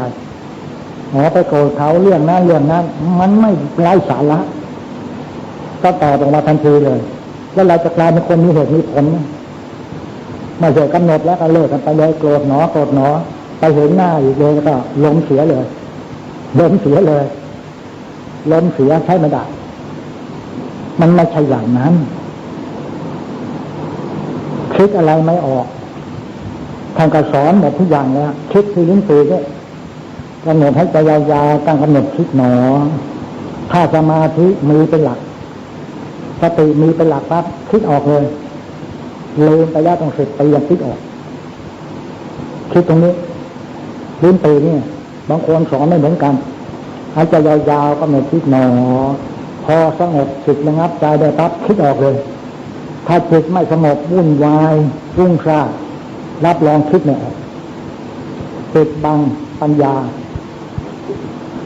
โลภโกรธหลงมันปิดบังปัญญาไม่ให้เกิดปัญญาในการคิดพอจิตสงบเหมือนน้ำในแก้วมันใสจะมองเห็นก้นแก้วอย่างนี้ถ้าน้ำขุ่นนี่จะมองอะไรจิตใจหม่นหมองจิตใจไม่ผ่องใสมองไม่เห็นเลยนะถ้าเราจิตใสขยายปัญญาได้มองอะไรก็เห็นหนอเห็นด้วยปัญญาเช่นยืนหนอ5 ครั้งเนี่ยก็ได้จากกรรมฐานสอนนวากาไปหมดแล้วเจสาโลมานะคะทันตาตาโตทันตานะคะโลมาเปสายืน5 ครั้งทบทวนชีวิตค้นสิ่งเล่นลับในชีวิตให้ออกมาให้เห็นเป็นตัวปัญญาเราจะได้แก้ปัญหาจะไม่มีปัญหากับใครเลยและจะไม่มีการทะเลาะกันสามีภรรยาก็น้ำหนึ่งใจเดียวกันเป็นเพื่อนคู่คิดมีที่บ้านกันค้าขายก็ร่ำรวยคนอารมณ์ดีค้าขายร่ำรวยแน่นอนโกรธจะกำหนดมีอะไรกำหนดทุกอย่างเป็นการฝึกจิตให้เข้าสู่หลักปัญญาถ้าทำจิตใจเศร้าหมองไม่ผ่องใสแล้วไม่เกิดประโยชน์เลยมันมองไม่เห็นมันไม่เกิดแสงสว่างของพระอาทิตย์มืดแล้วแสงสว่างของไฟฟ้าก็ยังสู้แสงสว่างปัญญาไม่ได้ปัญญาเป็นแสงสว่างทางจิตทำให้เรามีสติปัญญาแก้ไขปัญหาจะเอาไฟฟ้ามาแก้ไขปัญหาเอาพระอาทิตย์มาแก้ไขปัญหาชีวิตไม่ได้สว่างสำหรับทำงานมองเห็นโน่นเห็นนี่ทางนี้อย่างอื่นก็เป็นไปไม่ได้แน่นอนที่สุด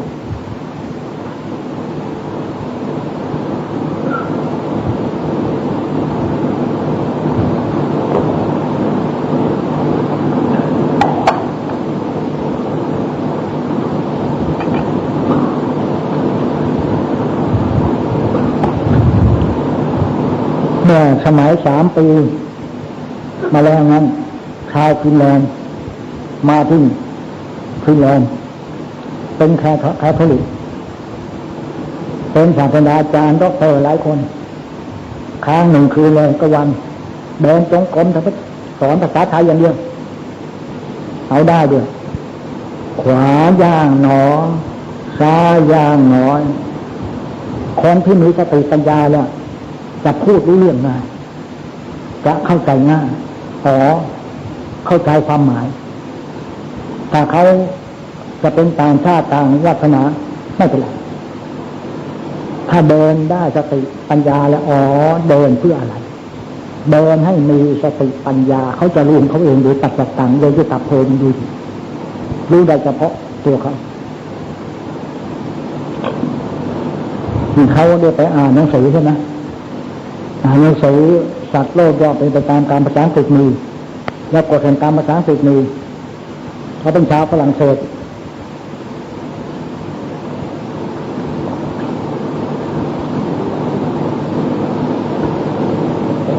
คนที่มีสุขประสงค์คนที่มีปัญญาจะเข้าใจง่าย แล้วก็จะรู้ซึ้งเข้าไปถึงจิตใจเลยพูดดีเข้าใจง่ายพูดร้ายเข้าใจยากบางคนที่มันทะเลาะกันมันพูดร้ายต่อกันถ้าคนมีปัญญาเนี่ยเขาจะพูดดีๆต่อกันเข้าใจง่ายอย่าเดินตรงๆอย่าเดินขวาย่างหนอได้อย่างหนอไม่ต้องใช้ภาษาอังกฤษแค่นะยืนหนอ5 ครั้งถ้าเขามีสติดีเขาจะรู้เลยว่าเพื่ออะไรเขาจะรู้เลยอ๋อเพื่ออะไรโยนฟังไต้หวันมาพูดไทยไม่ได้เลยแต่นั่งกรรมฐานเนี่ยพูดไทยได้แล้วพระมาให้เราไปตั้งอยู่ขอนแก่นพระมันก็เลยเกิดถือไต้หวันอย่างสุนง้อมาอยู่3 ปีอ่านหนังสือไทยออกเขียนหนังสือไทยได้หมดความเข้าใจของชีวิต อ่านตัวออกบอกตัวได้ใช้ตัวเป็นเห็นตัวตายคลายด้วยจิตและมีชอบประกอบกุศลได้ผลงานเป็นหลักฐานนั่นแหละคนที่มีสติดีเนี่ยจุดประสงค์จะเข้าใจกันได้ถ้าเห็นหน้าปั๊บจะเข้าใจนิสัยเป็นยังไงจะรู้ได้เราจะได้ไม่ต้องไปสนใจกับเขามันจะบอกได้ทันทีแต่เราจะเอาอย่างอนิจจ์เท่านั้นไม่จะไปนั่งไปสวรรค์นิพพานแค่นั่งอ่านตัวออกบอกได้จะเป็นรู้นิสัยปัจจัยคนพระพุทธเจ้าสอนภาษาจิตไม่ได้สอนภาษาฝรั่งเศสภาษาอังกฤษภาษาเยอรมันสอนภาษาจิตทำให้คนเราเนี่ยมีจิตใจเสมอต้นเสมอปลายและรู้ดีรู้ชั่วรู้เหตุรู้ผลให้ฝืนใจอย่าไปต่อไปตามอารมณ์ถ้าเขาเข้าใจข้อนี้ได้สิ่งทั้งหลายรู้หมดเลยออกมาอย่างนี้ชัดเจนขออนุโมทนาวันนี้ก็วันจะวันมาพรรษาอาตมาก็เสียงไม่ดีหมอไม่ใช้เสียงไม่ได้รับไปบรรยายที่ไหนเลยนี่เนี่ยก็ได้ท่านทั้งหลายจะได้เข้าใจว่าวันไปมหาภาวนาคนที่เข้าพรรษามายังภาวนาไม่ได้เพราะยังไม่มีขันติความอดทนพอนั่งกรรมฐานได้ตลอดพรรษาแล้วไม่โกรธไม่เกลียดแล้วก็ไม่อิจฉาริษยาไม่พูดเท็จไม่พูดส่อเสียดไม่พูดคำหยาบไม่พูดเพ้อเจ้ออีกต่อไปถ้าจะพูดกันก็รู้เรื่องนะคนที่ขาดสติปัญญาแล้วพูดรู้เรื่องยากพูดไม่ค่อยรู้เรื่องถึงจะทะเลาะกันเข้าใจคนละอย่างเลยเราพูดเรามีความหมายอย่างนี้เขาป่าพาไปเข้าใจอย่างนี้ก็ทะเลาะกันคนที่มีสติดีเนี่ยจะเข้าใจทันทีว่าเขาเข้าใจอย่างไรเขาพูดอย่างไรเขามีความประสงค์อะไรเราจะได้ให้เขาถูกอาตมาถึงได้เขียนขึ้นมาว่าคนบ้าอย่าถือคนดื้ออย่าไปสอนคนจรอย่าคบคนประจบสอทออย่ารัก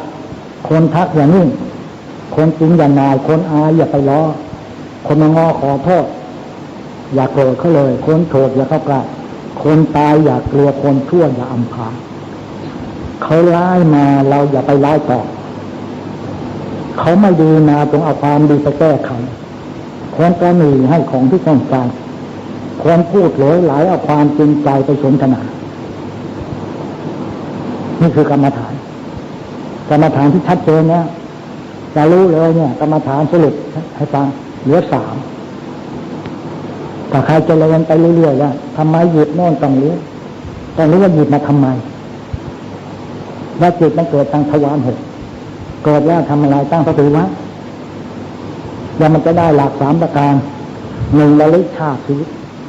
จะรู้เหตุการณ์ครั้งอดีตที่ผ่านมามันผิดหรือถูกเราจะได้ไม่ต้องไปโทษใครเขาโทษตัวเองดีสุดที่เราทำผิด2รู้กฎแห่งกรรม